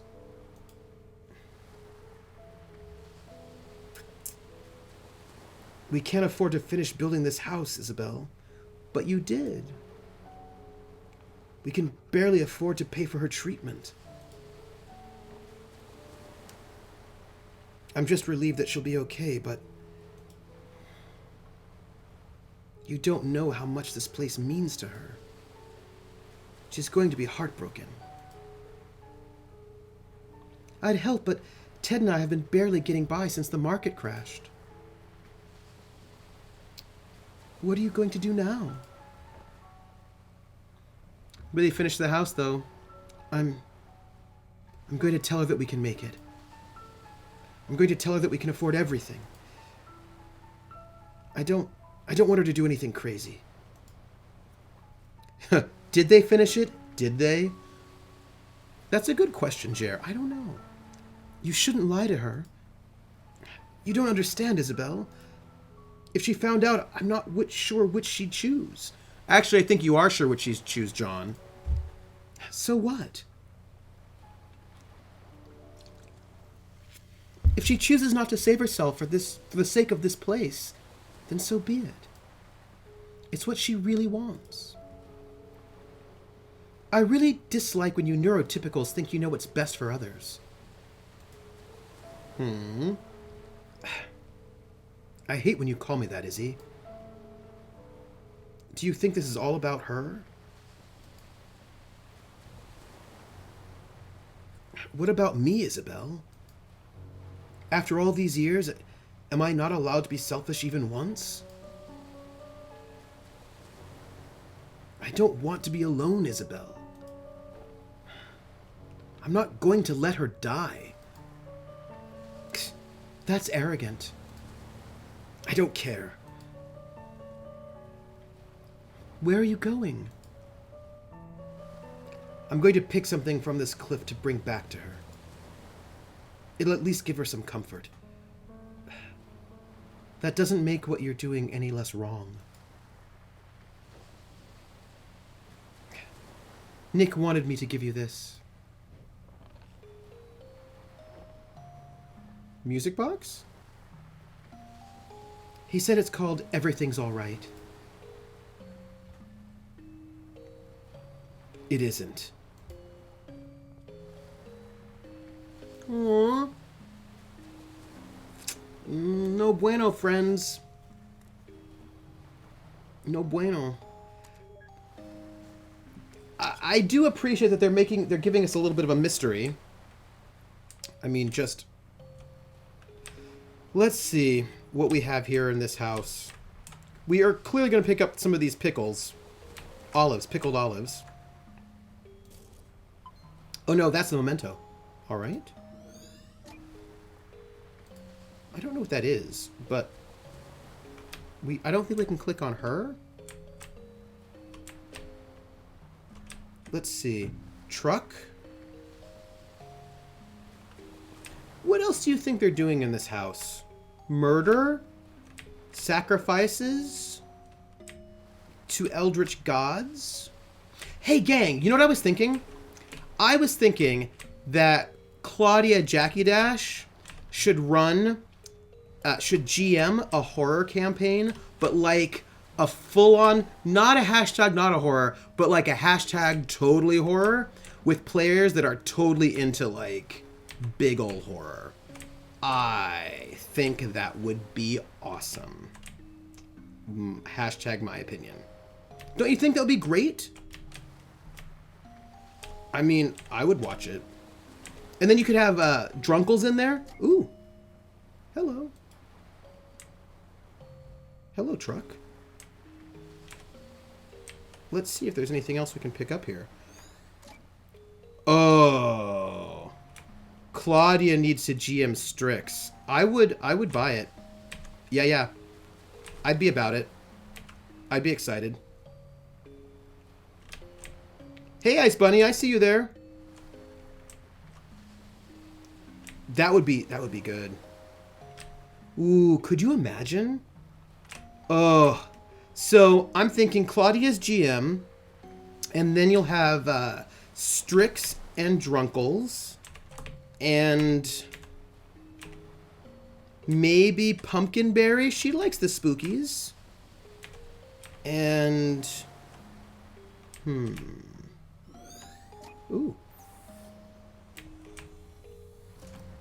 I would like to jump. I don't know if I can jump. I don't think I can jump. No, I don't think I can jump. But I feel like I should be able to.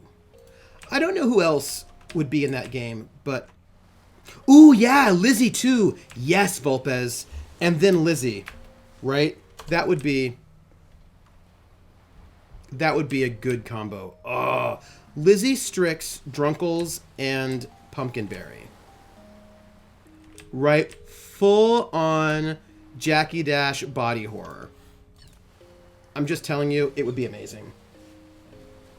If only... I know! Claudia GM's Bluebeard's Bride. Seeing that play the first time messed you up. Yeah, I mean, I feel like horror is not for everybody. Because for some people, it'll mess them up and then they shouldn't watch it. But, like, I would appreciate, like, a really good go for really mess you up-ness. Right, so this is going to go... Let's do... Ooh, yes! Steph would also be really good there. Oh, really? And I take it did not. Let's do... I wish I could do a different diagonal. But I can't. That is not the diagonal that I wanted! Let's do this. And then... this. And this. And this. And this. Woo! Oh, it was totally for me, but it was the first time I've ever seen a game played, like a tabletop game, that was actually scary. Oh. Like me, horror takes my mind to too lively fantasy. I played a game of Bluebeard's Bride. That was an excellent... Oh, Bluebeard's Bride is excellent. I think it's so good. I think it's so good. Oh, let's activate those pickled olives, and then we'll go back to it. I think it's... I mean, I love a good, really spooky horror game. Where are we? Okay. Hello. So you guys are really going for it, huh? Yep. The construction is starting in just a few months.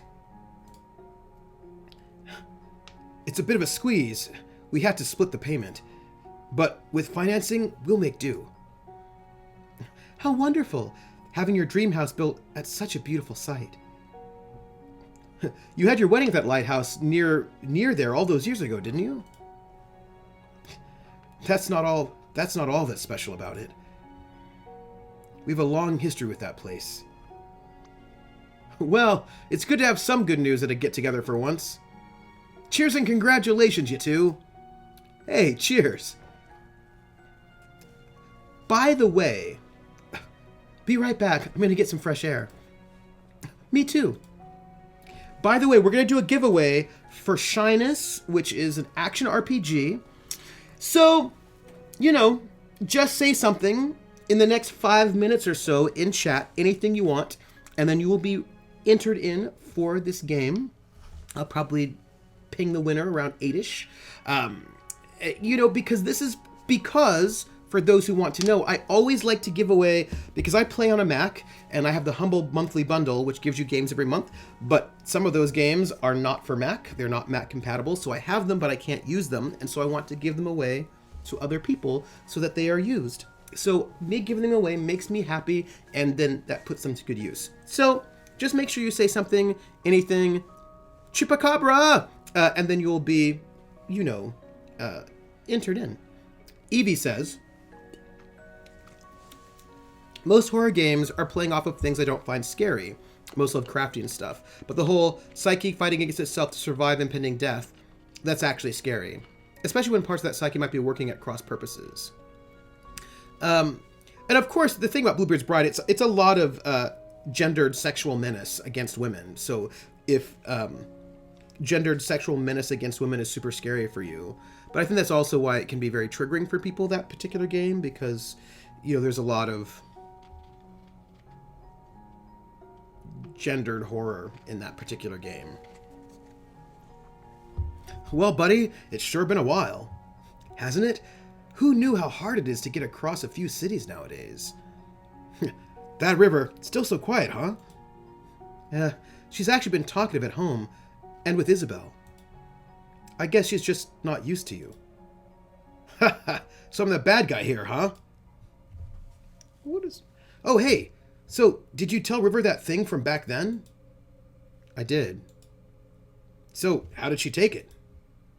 For the most part, she took it well. But something bugs me. Ever since the incident, she's been making these strange rabbits out of paper. Origami rabbits? Yes, lots of them. Ha! I used to fold origami animals for my daughter all the time. What is this about?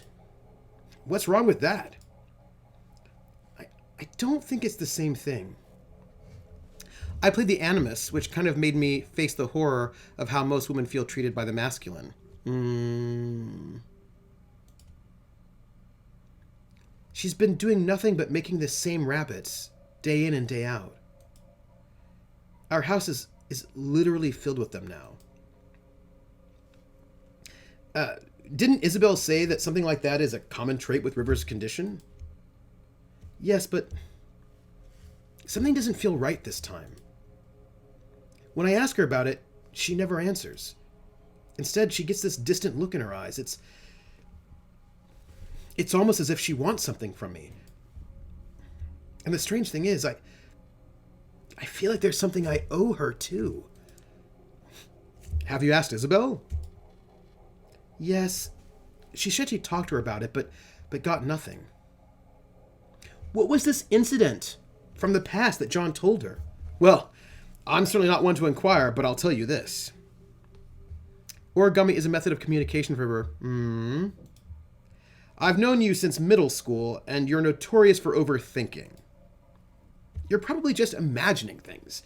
There's no need to get too worked up.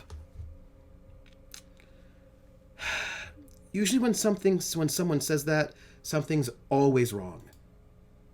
But I'll give you the benefit of the doubt. You're probably right. Probably? I'm always right, John.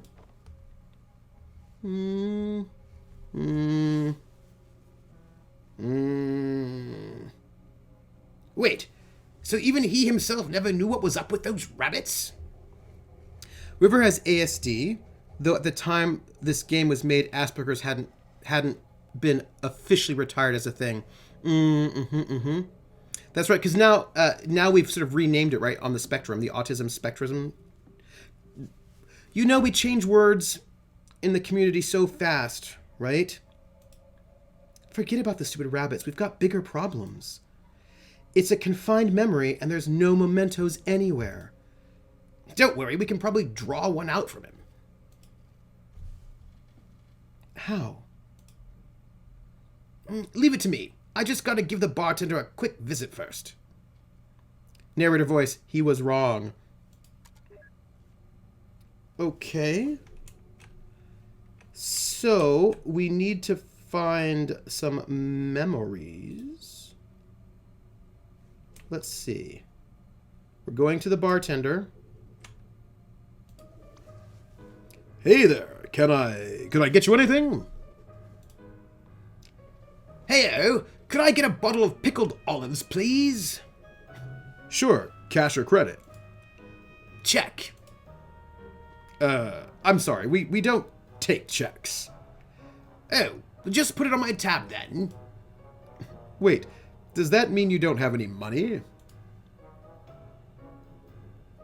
You're so getting resetted.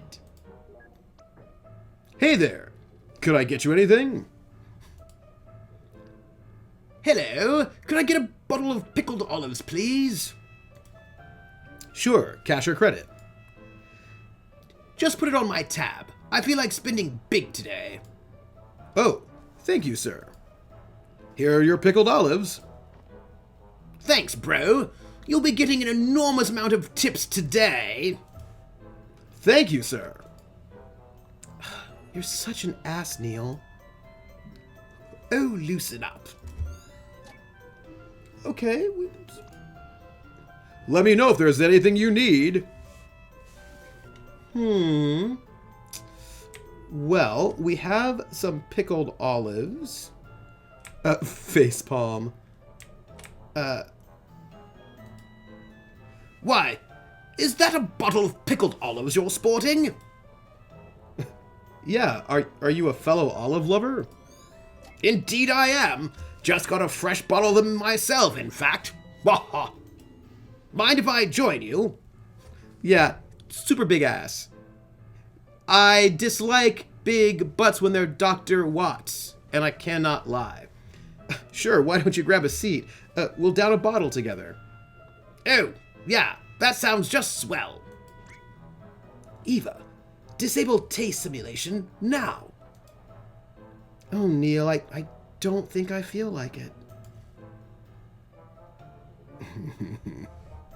You're notorious for... I'm so going to get you back for this.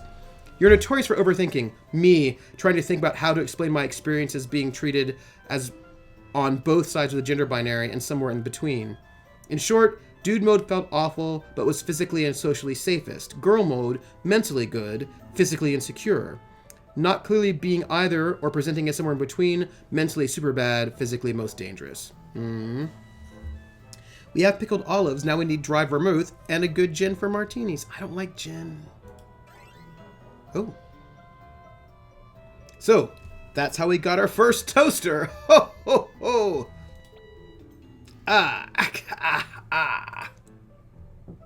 You okay there?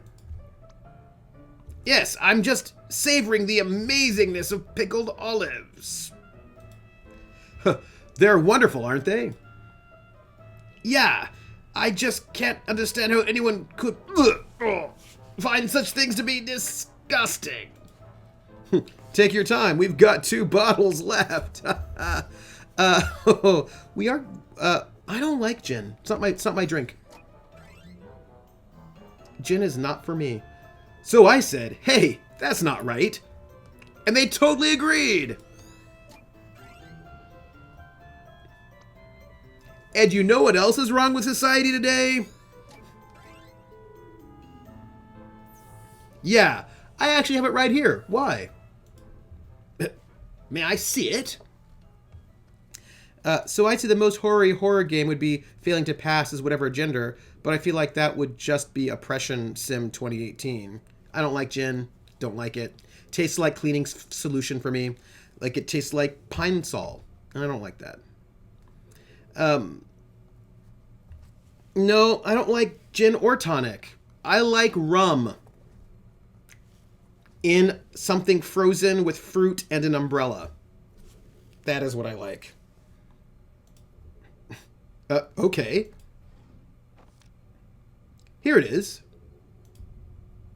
What is it? And freeze. Finally, dear Lord. How are the olives, Neil? I don't think I've ever had an appletini. Not wrong. Not wrong about it. Nope. Nope. Well, it tastes like cleaner smells. It tastes how they smell. I have a friend of mine who's a real connoisseur of alcohol. Like he's really, really into alcohol and he knows it very well. He found one gin that I like, but most gin I hate. Most gin I think is awful and I don't like it at all. But he did find one gin that didn't taste like gin and I was like, oh, that one's all right. It was okay. So there was one gin that I found that was not gross. Yeah, but again, remember, I just don't like things that taste like cleaning liquid. It doesn't make me happy. Alcohol. A lot of alcohol is really gross tasting. But again, frozen fruit with an umbrella, that'll make me happy. Oh, shut your mouth. I have been so good. Maybe you always got the Smirnoff of gins. I don't know. I'm into gin and tequila at the moment. Some whiskey before that. See, Levi. Thank you, Levi. Not a fan of gin. Yeah, I'm just not into gin. I don't like. Do not like.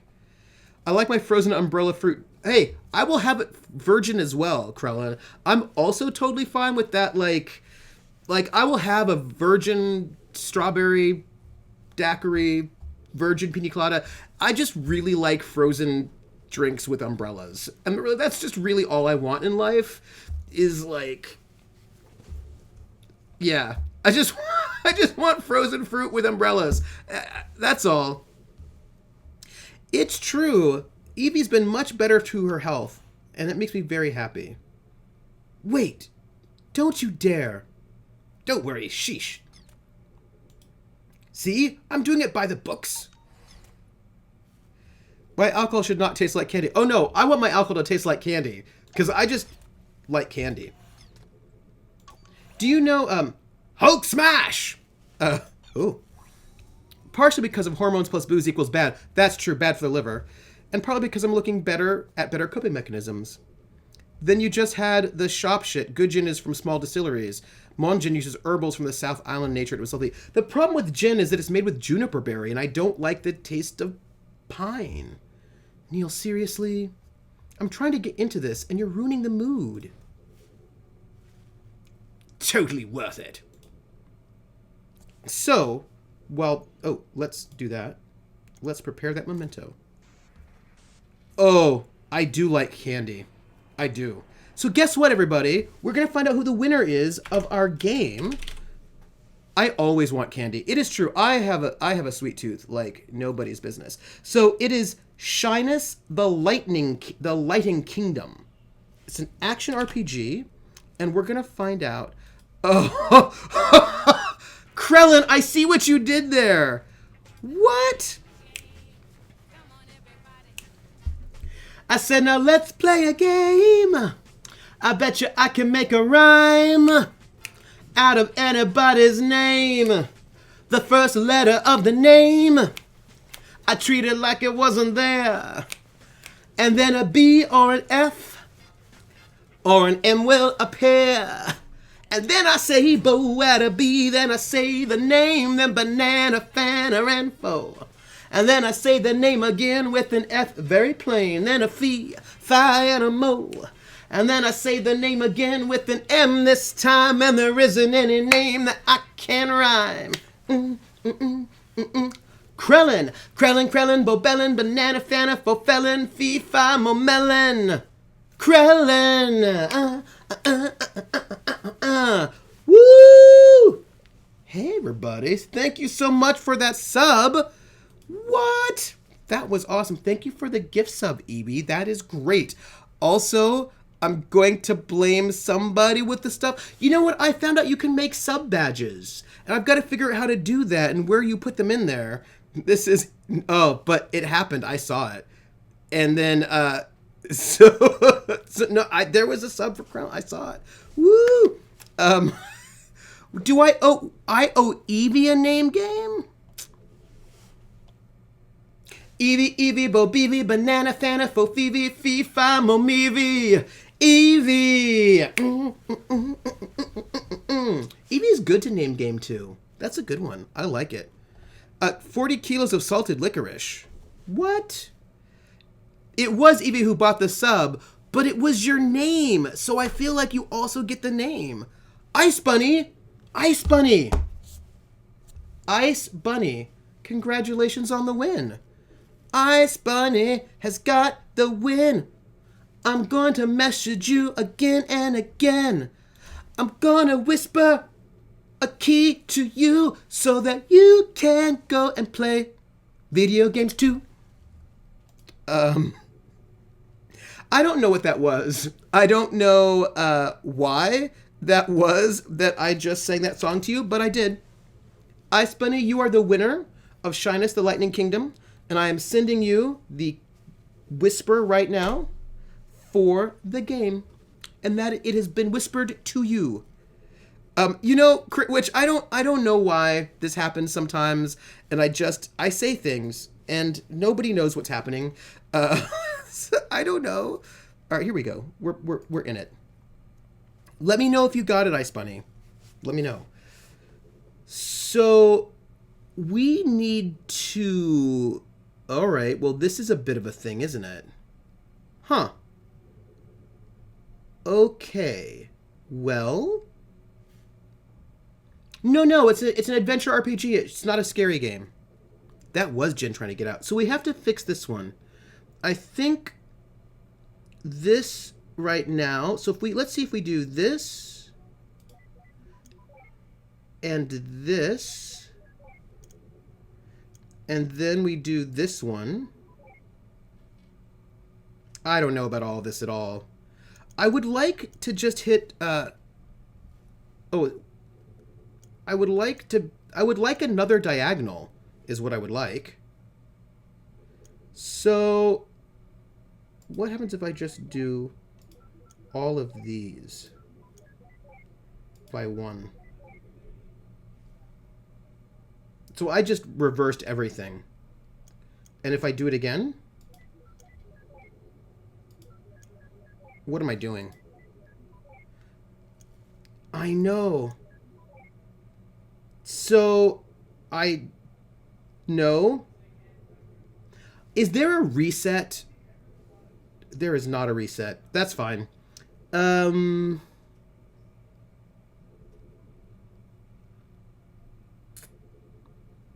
me do this again. And then do this. And this. Here we go. We wasted a lot of moves that were not necessary, but it's fine. I know, right? I actually have, I have Numenera. Well, it's interesting because I have Numenera, which is, Cypher System. I think it was their first one. And then I also have Invisible Sun, which isn't technically the Cypher System, but it's related to it. 16 is totally close to 4. It's really close. Thank you, Ice Bunny. Tell me if you like it. Tell me how that goes. Activate Memento. We have to look at some things. So, it's interesting because, yeah. I have the black cube, but it's different, right? It's similar in that you make your character based on a sentence. The Cypher System is, I am an adjective noun who verbs, but Invisible Sun is more complicated. Crikey nutcrackers! So the Invisible Cube is a crunchier game system. So because it's a boutique and it's like the idea being that not everybody wants a rules light game, and so the Invisible Sun has a bit more complexity to it for people who want that. Oh, that's so interesting that you say that, Krellin, about Memento. It is, and I actually have kickstarted Invisible Sun, the second edition. I have the first edition, so I don't need that, but they have these extra books that are coming that you can get. And so I've done Kickstarter 2 for the extra books.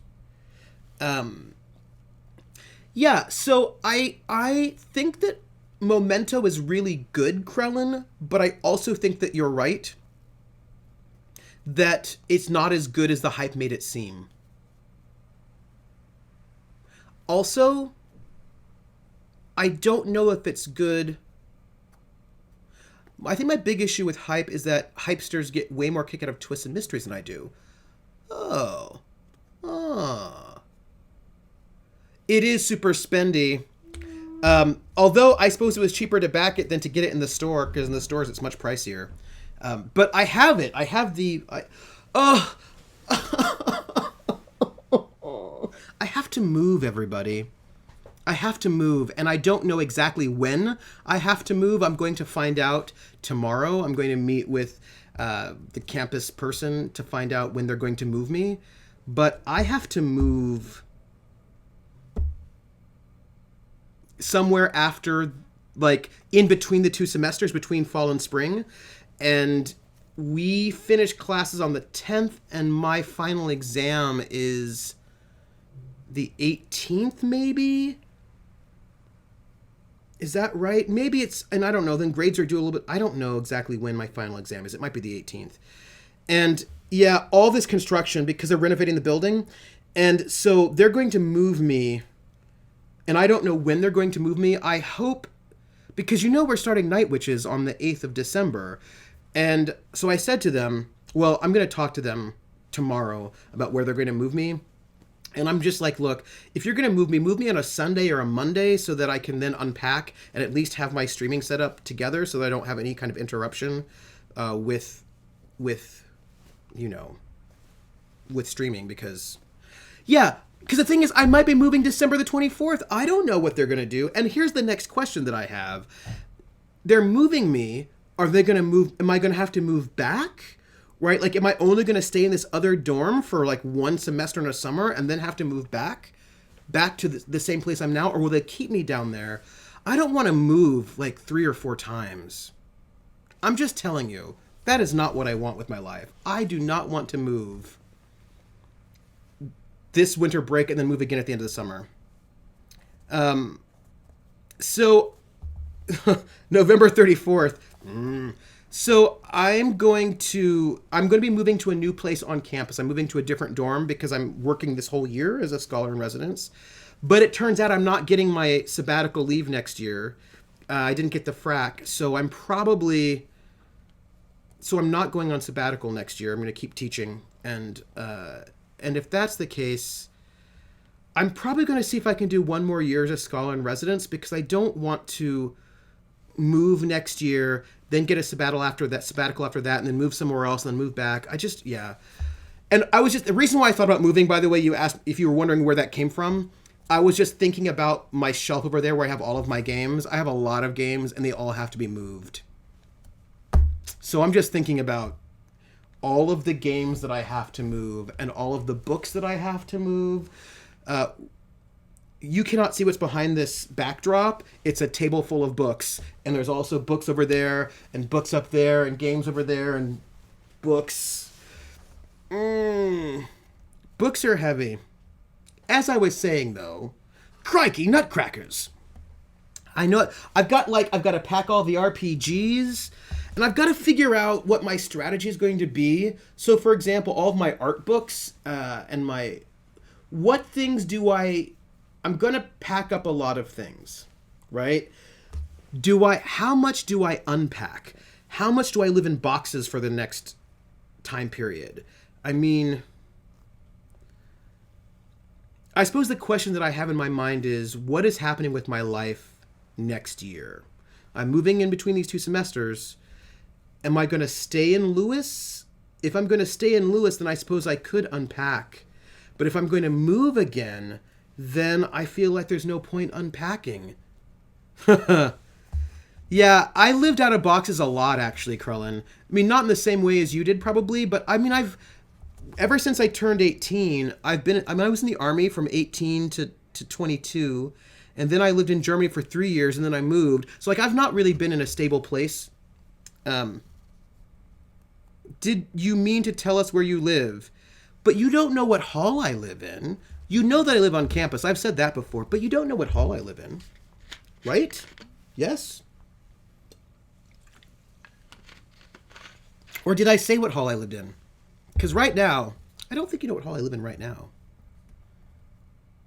Oh, you lived out of boxes for 1 year while staying in the same place. Oh. Yeah. Extra credits for students to carrying the boxes. I don't know where. You weren't Australian. Who cares?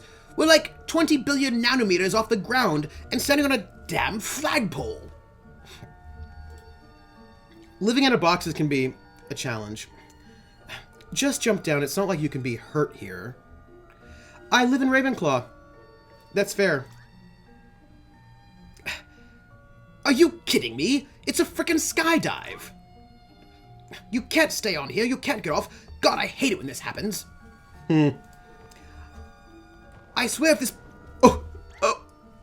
Ava, what the...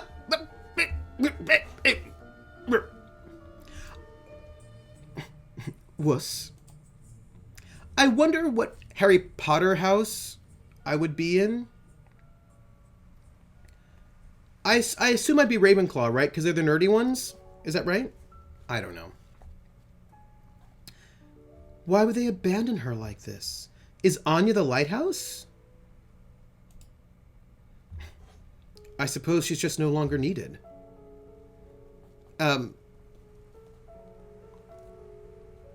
So Anya's the lighthouse, right? No longer needed? By ships, I mean. You know how it is, now that everything has GPS and all that. I saw an article that seemed to indicate there was some controversy over the accuracy of the official Sorting Hat online quiz. I don't even know. All I know is that Hufflepuffs are good team players, so maybe I'm a Hufflepuff.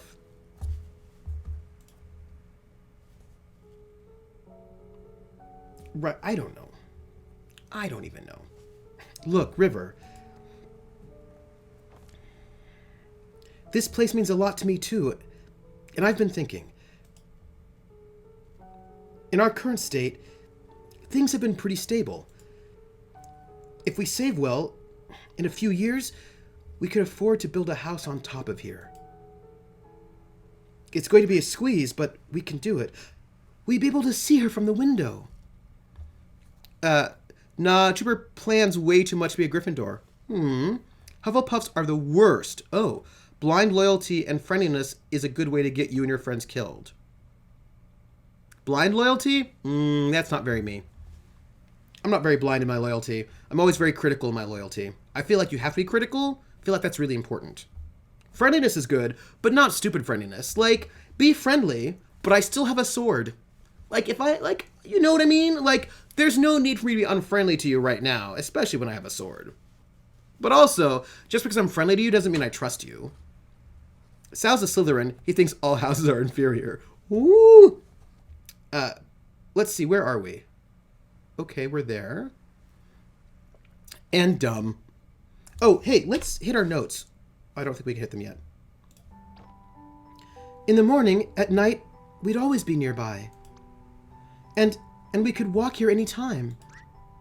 She'll never be alone again, John. I'll be able to watch over her every day. I double tested and was both time Ravenclaw, and you're much more nerdy than me. Sal's Ravenclaw is fuck, bro. My ambitions are mostly be able to pay rent. Welcome to Ravenclaw. So wait, aren't Ravenclaws just the bookish ones, right? Or am I wrong? Because I've never read them, but I thought that Ravenclaws were like Ravenclaws. We like books.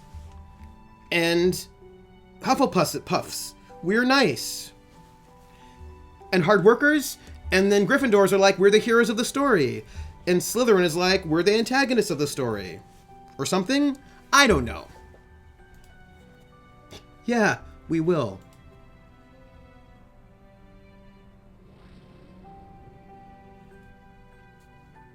Good for them. Ravenclaw is about intelligence and wit. Gryffindor is about courage and nobility. Slytherin is the house of ambition. Ambition and superiority. Then what's Hufflepuff?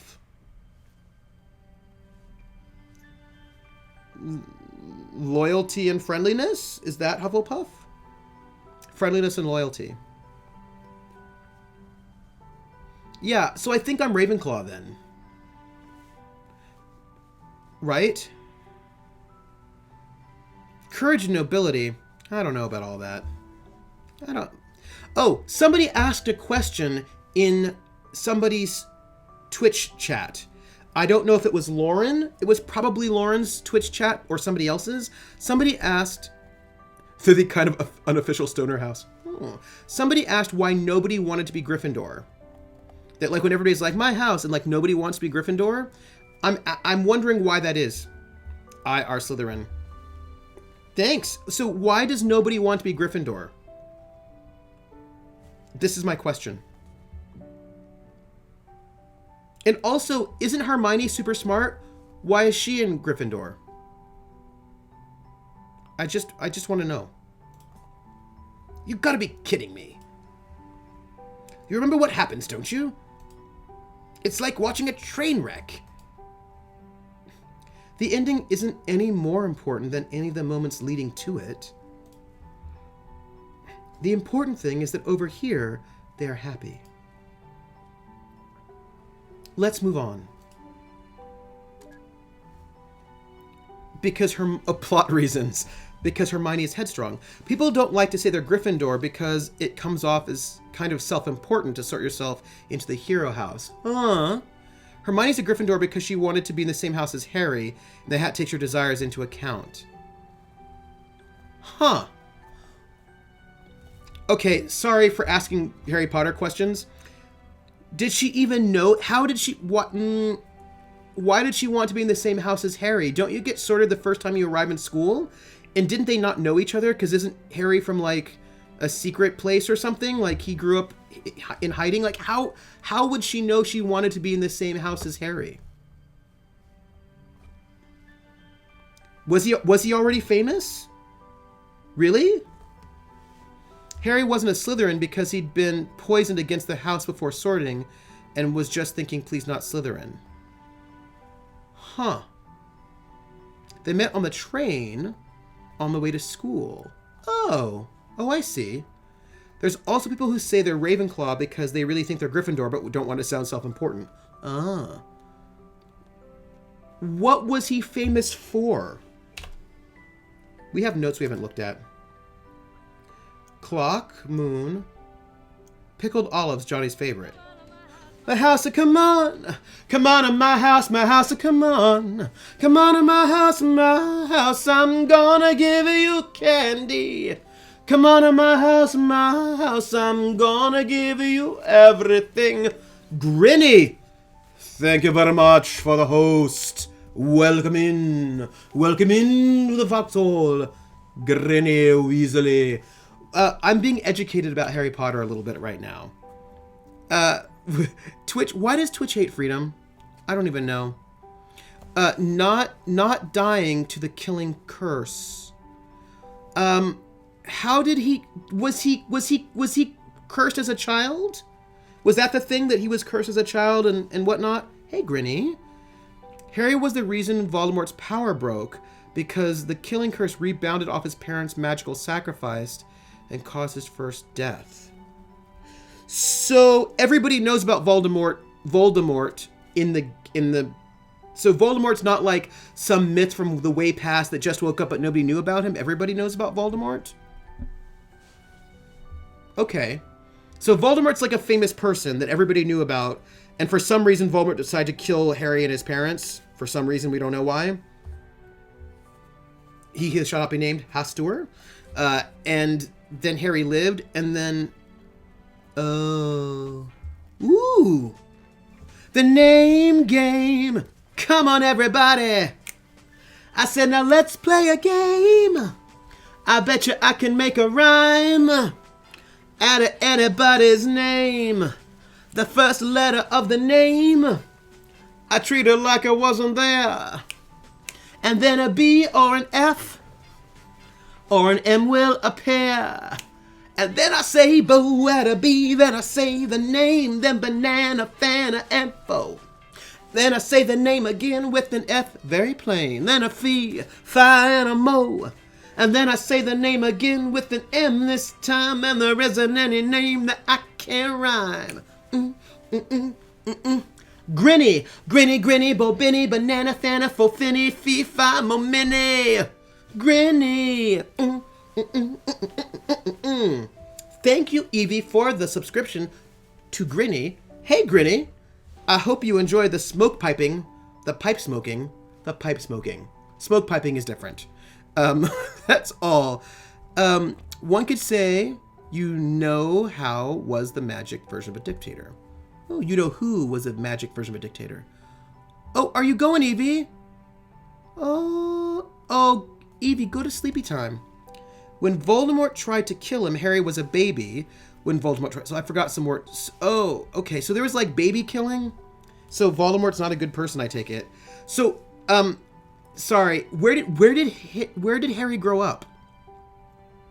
If Voldemort tried to kill him and then failed, did like Harry grow up in a orphanage, a magic orphanage? I'm just trying to figure out where Harry grew up. That's all I want to know. Wait a minute. Oh, he was raised by his aunt and uncle. Were they also magic people? Or no? They weren't, right? Because wasn't he raised by muggles? Who never approved of his mother running off to be a wizard. Okay, muggle aunt and uncle. So he grew up with anti-magic people. Oh, who weren't good people? And then did you just turn like 15 and join the school, or however old you were? Do you have to go to wizard school if you're a wizard, or no? Is that like, are you allowed to practice magic without going to magic school? Or are there restrictions on, is it like Vampire the Masquerade, wherein if you're a wizard and you do magic but you're not part of their magic school, they get you?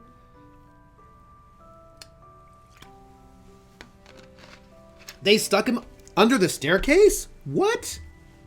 That's inappropriate. Oh my goodness. He was 11. They were referring to the lighthouse as Anya, weren't they? I suppose so. Then that river, she declined treatment for the sake of a lighthouse? Harry's upbringing shares some parallels with Cosette's, except he wasn't saved until like 12 when he was old enough to go to Hogwarts. Yeah, the Les Miserables, Cosette. Wizards do uphold the masquerade. I should probably just... My best friend and I are reading through the series right now, and we were talking about how unusual it was that Harry was perfectly fine and not like clinically depressed or something from his parents' death, and that his aunt and uncle being fucking abusive as hell. That is interesting. Well, I suppose he's a magical boy, right? I don't even know. And my understanding is that Hermione comes from non-magic lineage. She comes from Muggle families as well. Is that right? And that is like witchcraftery genetic? Is that how that works? Harry's a manic pixie dream boy. I buy it.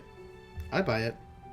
Wait, if Harry is a manic pixie dream boy, does that mean that Hermione is the lead of the series? So that Harry's only purpose is for Hermione to go through a coming of age story?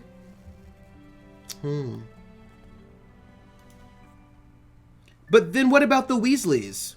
Are they all magic people, the Weasleys? Grinny, you're a Weasley, you should know. Krellin has strong feelings about who the hero of that story is. And apparently it is Hermione.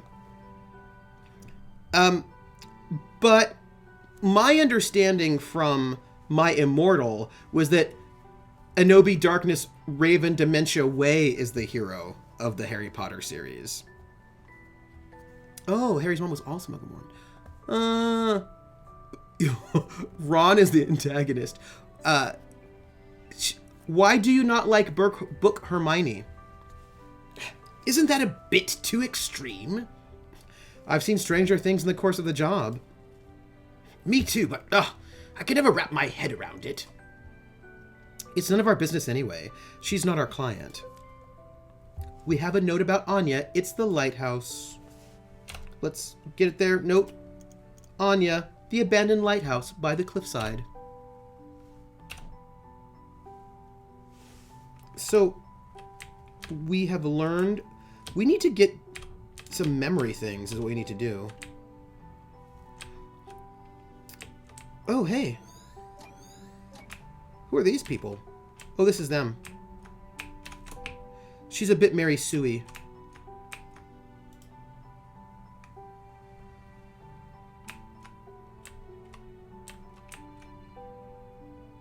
No.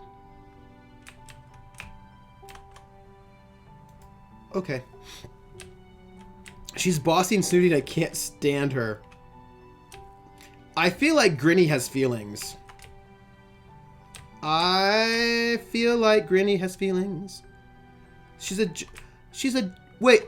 Wouldn't her being a giant know-it-all make her not a Mary Sue? Because Mary Sues don't have faults? And being a know-it-all seems like a fault? No? Yes? No?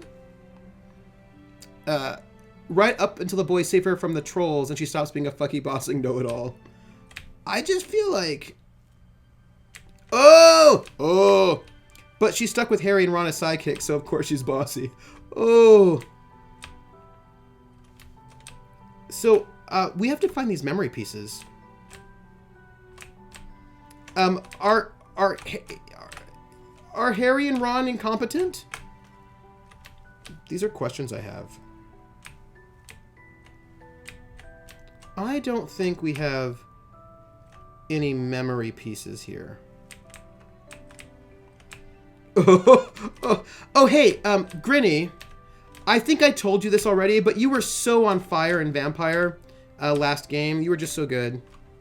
So good. Oh, okay. We got all the pieces for the house. Now we need to find the memory thing that will let us, you know. Oop. She has to be bossy, and I'm dumb as fuck, y'all. I don't believe that, Grinny. Grinny bossed. Percy, maybe. Grinny, not at all. She has to be bossy. The boys are way too passive through the whole series. Oh, that's interesting. You did, but tell me again and stroke my ego. You know what? I honor you, Grinny. I honor. Percy was just on it. Percy was like... I feel like threaten Percy's... what do you call it? Gallery. And then that's it. I feel like, we've got all the memory pieces. So how do we get out of here? I'm looking for...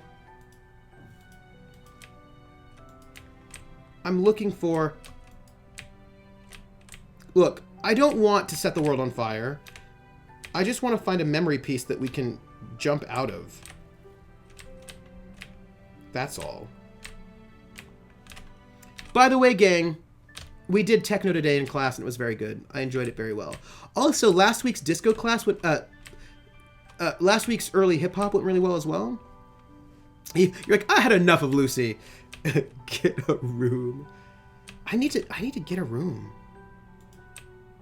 Let's go back here. I really feel like this thing should be around. Oh, look, there it is. That's it. We found it. People.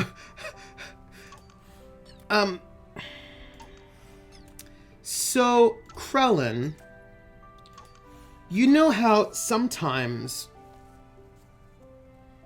Oh, no problem. I'm there. You ask me questions and I can answer them, I will do it. I'm happy to do so. So, you know, Krellin, here's what... Oh, here we go. So this is what we're talking about. You know how people will say, hey, let's play a role-playing game.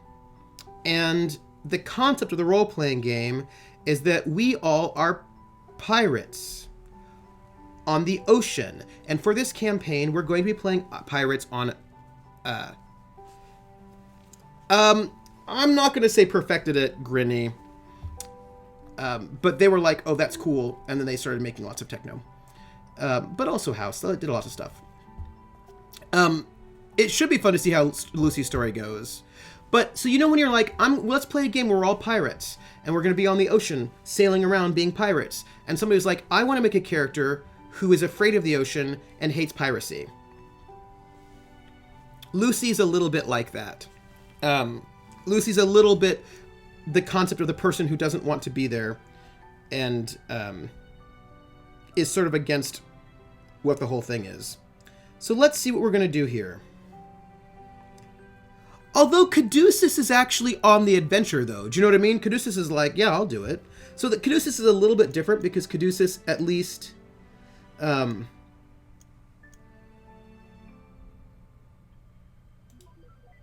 Caduceus is game in certain ways. So I don't really know what I'm doing right now. So that's cool.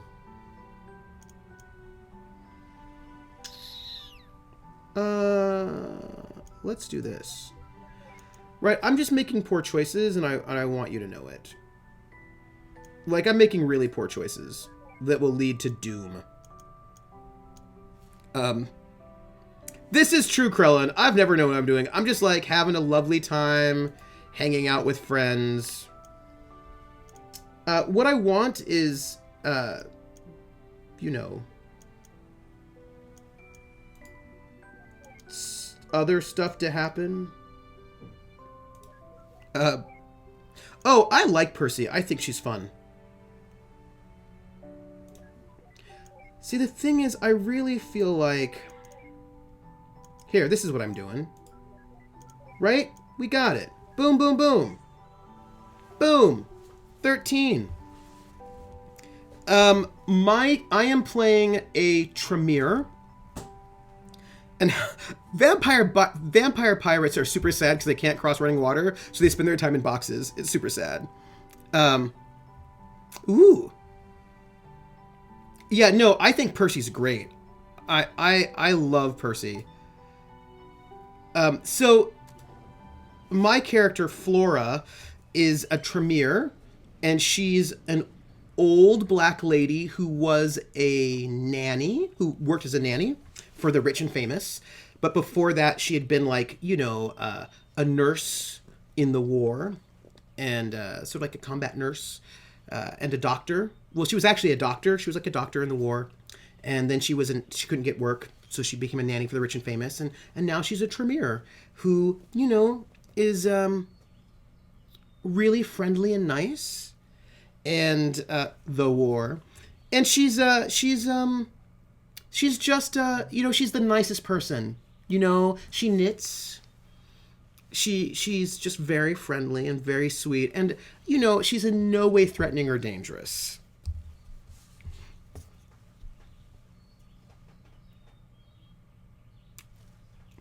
I may be lying about the sweet and no way threatening and dangerous part because she is a vampire.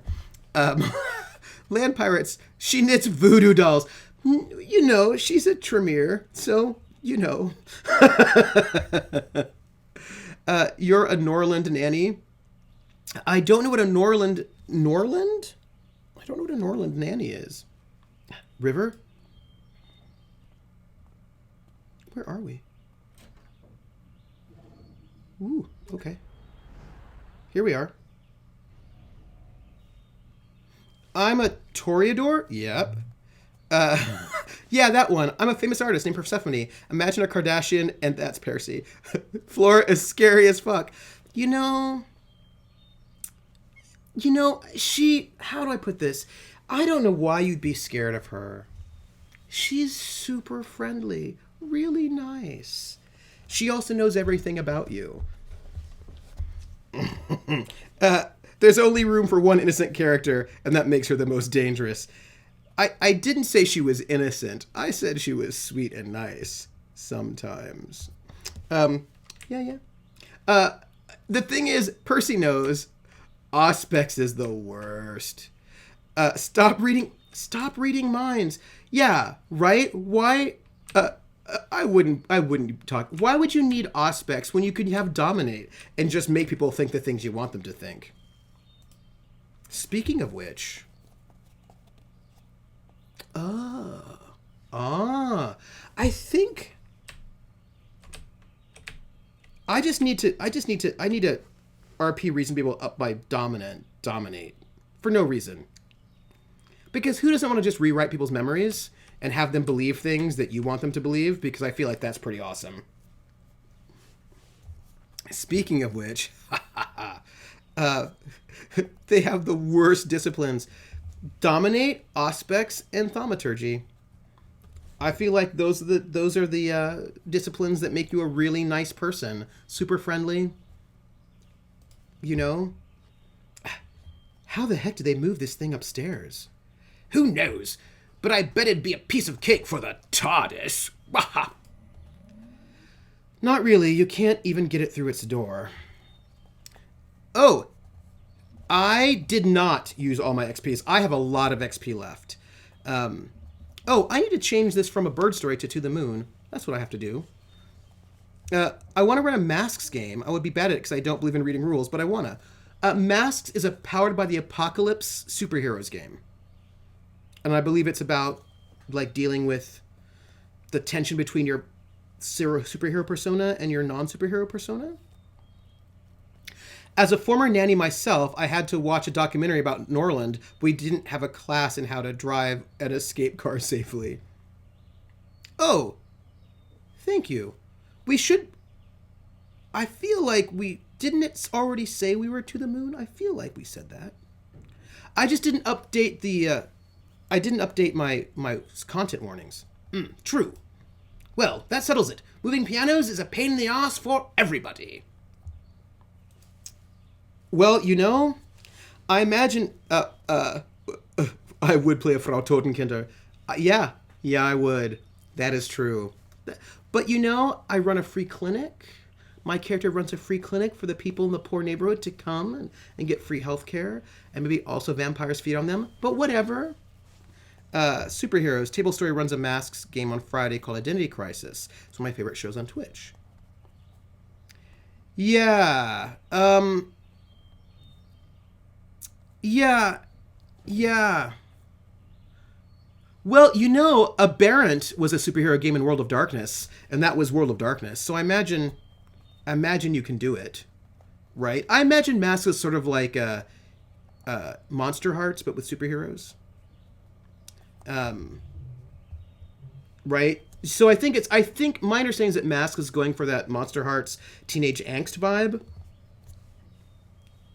It'd probably take an entire episode to get it inside. That's the piano, by the way.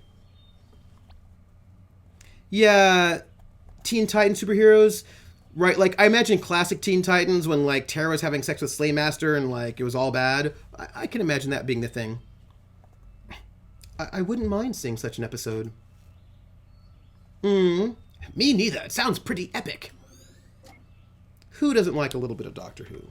Speaking of which, I've not seen any of the new Doctor Who's because I'm not watching television, because that is not my life at the moment. That's all. Oh, hey. Why are they giving us ominous music? You went out for a haircut this early in the morning? Like, those, like, ominous bass notes are no good on the piano. Use champions that makes... You know, one of the reasons why I don't... Some people love champions. They love champions. They love the hero system. I played champions back in the day. I played it around the same time I was playing GURPS. But I found it was a little bit too flavorless. Speaking of Teen Titans, the DC Universe show Snow Titans is pretty great so far. Oh, I'm not holding my breath for it to stay good, but I like it. Oh, I should see it. It's like Dice. Also, everything's the same. Do you know what I mean? It's sort of like 4th ed of D&D, where everything is the same. I mean, I played the heck out of... I played a lot of it. I mean, actually, I played... You know, as a person who's not really a big fan of 4-color superheroes, I have played a lot of superhero RPGs. I played Marvel, DC, Champions, GURPS Supers, Mutants and Masterminds, Villains and Vigilantes.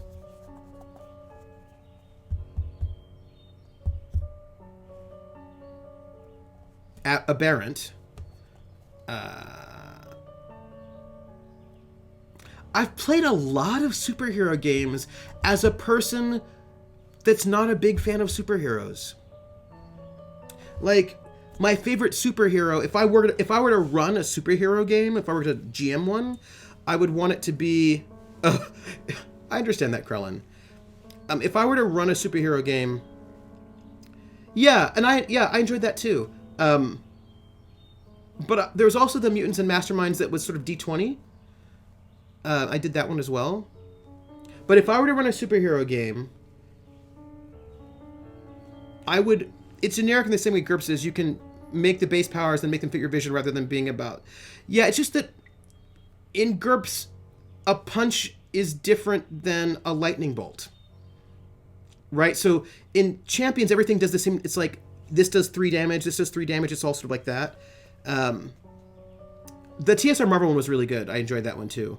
It's just that, yeah. Anyway, what I wanted to say was, if I were going to run a superhero game, my superhero game would be Pulp 20s heroes. It would be like The Shadow and a Kremlin. Because I'm a communist, I like it.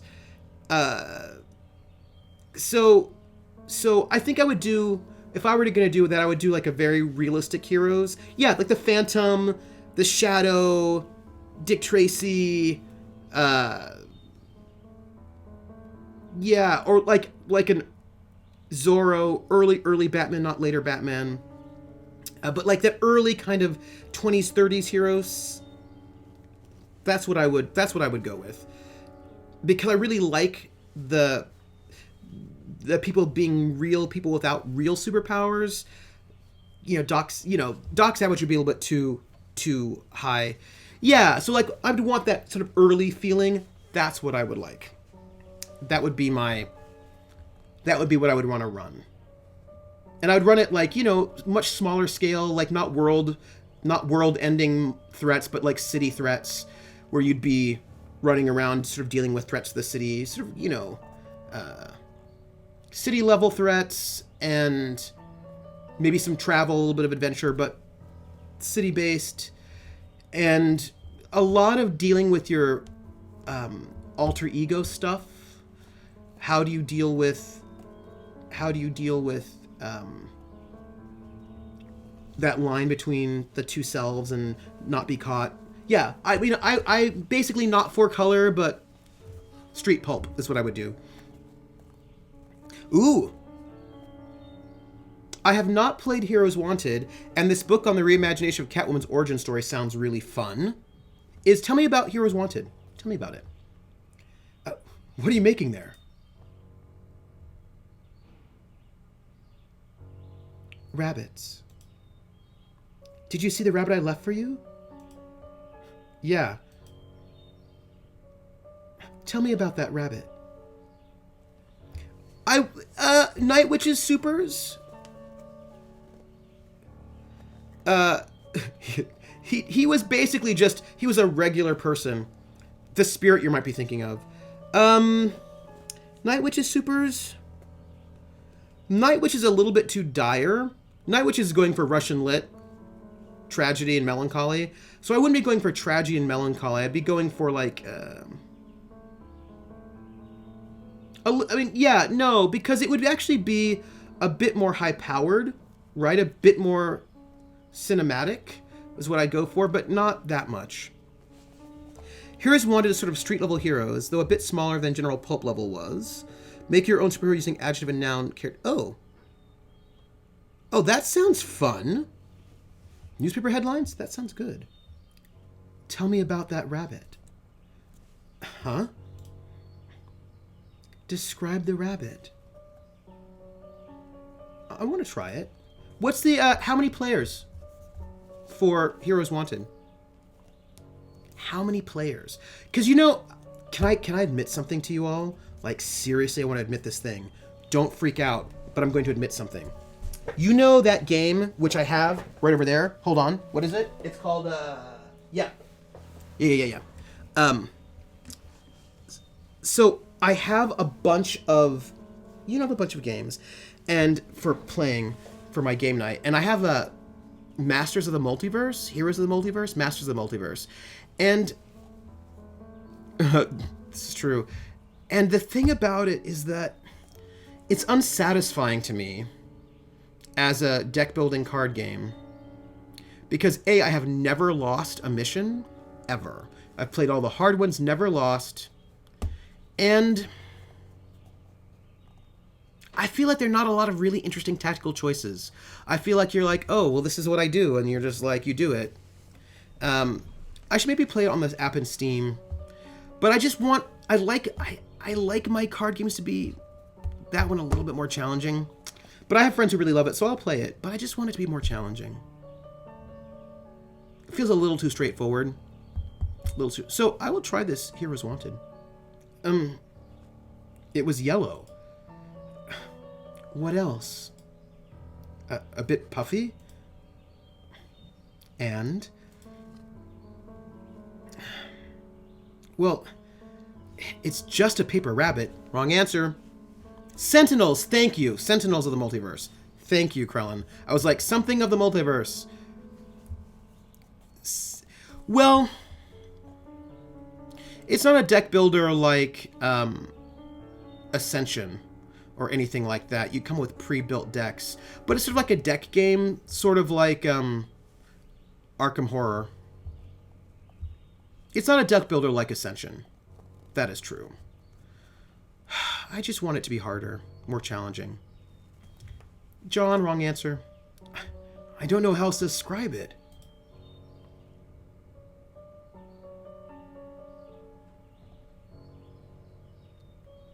You're acting strange, River.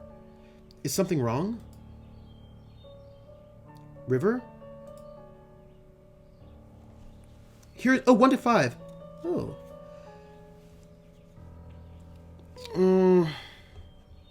I don't know about you, but I'm getting some inverse deja vu. I wish that John could understand what she was trying to say to him. Her whole goddamn life, Johnny never remembered the moon. Had to go look at the box in the other room. Oh, 1 to 5. That's pretty good.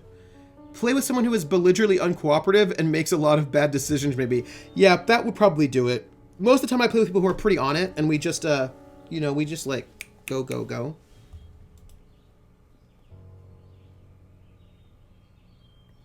I think I know of her condition, but this is rather odd even for that. You think she's an alien? Do you? Perhaps. Who knows? What? But, like you said, she's not our client. Let's just get what we're paid for over with. Oh, Dr. Watts, why are you the worst? Many long strands of orange hair. Oh, she cut her own hair, I think. Let's see what we can find here. This is a memento. We need more...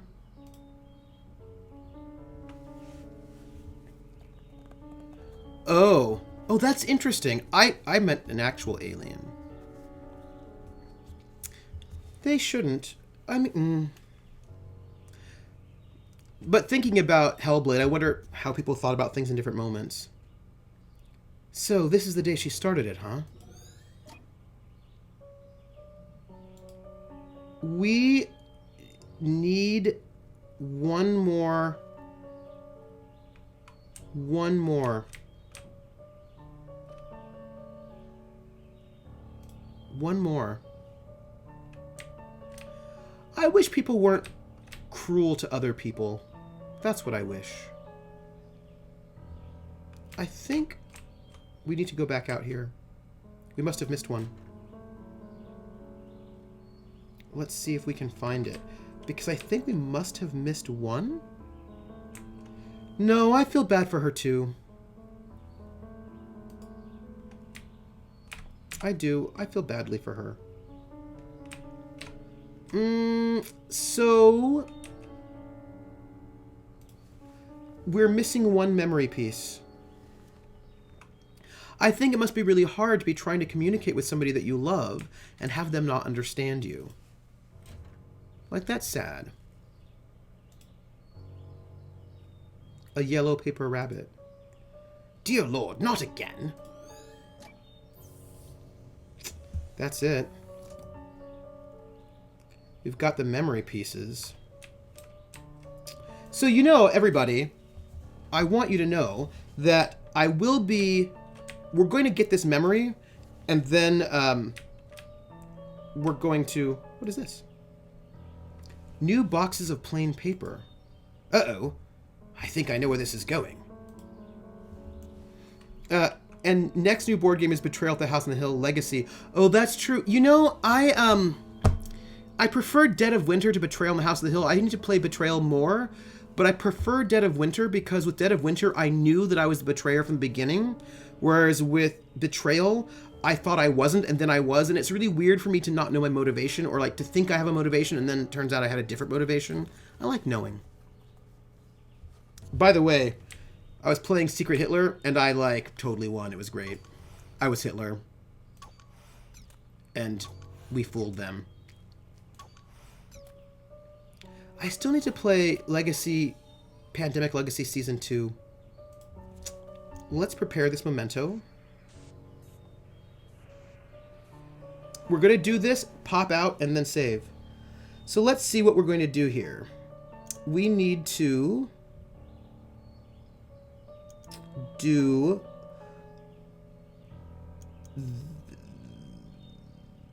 this and this and that. It's even worse when you're trying to communicate, when what you're trying to communicate is the foundation of your relationship is wrong. Yeah. Oh, I can't. Really? I want to play it, though. So we did it.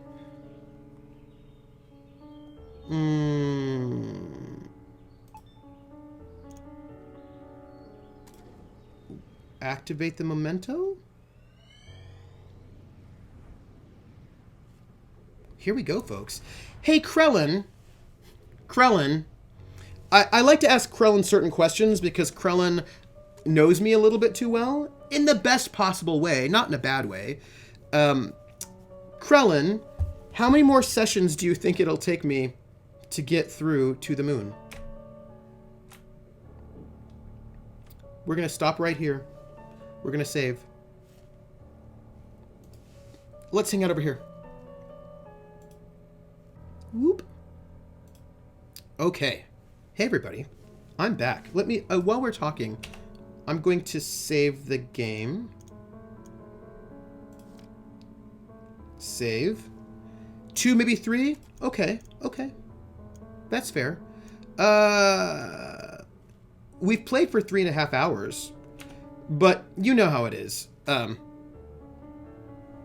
Exit the game. All right. So, everyone, I'm going to have to change my calendar because clearly Krellin says 2 more sessions. Oh, my pleasure. So it gets a bit easier to go, which may be a bit unexpected. Huh.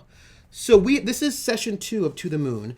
Krellin says we've got maybe 2 more sessions, maybe 3. Sounds about right. So this is what's happening. First up, tonight at 10, that's in an hour after I get dinner, I'm going to get a burrito. I will be hosting Critical Role if you want to watch it and hang out with us, because we are very lovely people in the Foxhole, and we are nice to talk to. Marriage and Babies, yeah. And then Saturday at noon Eastern Time, I will be playing Horizon Zero Dawn, where we are traveling through the landscape, figuring out stuff. You still have to get to the start of their relationship, and then you have to rebuild his memory, and I don't remember if you get the true memories before rebuilding or after. Oh, that's interesting. I'm excited to find out. Anybody who wants to give me a follow, please do. When we get to 500 follows, I will do a Pig Latin stream.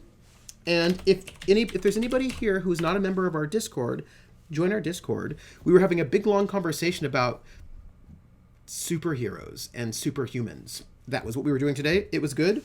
I also have a Twitter where I don't tweet enough, but you can check out me there. And also YouTube, which is the repository of our streams. That's all of that. So this week is To the Moon today. And then also tonight, Critical Role. Saturday, Horizon Zero Dawn. Next week is the same. And next week is also my secret session 0 for Night Witches. Night Witches is coming. The night is dark and full of terrors, everybody. And Ice Bunny, go to sleep. And everybody else, you all are so wonderful. I want to thank you all for being here. You are all excellent. I'm going to get a burrito. I'm getting a burrito.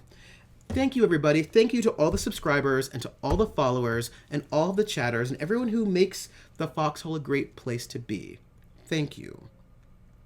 Are the witches the terrors who flap in the night? Yes. Yes, they are. I don't think the title of the show has been announced yet, right? But I have a cool title. I like it. I've got a title that I think is cool, so that'll be part of the big announcement. So, yes. Shout out to eating dinner. Everyone eat some dinner. I will see you all in an hour. I will host it, post it, and then toast it. That doesn't make any sense.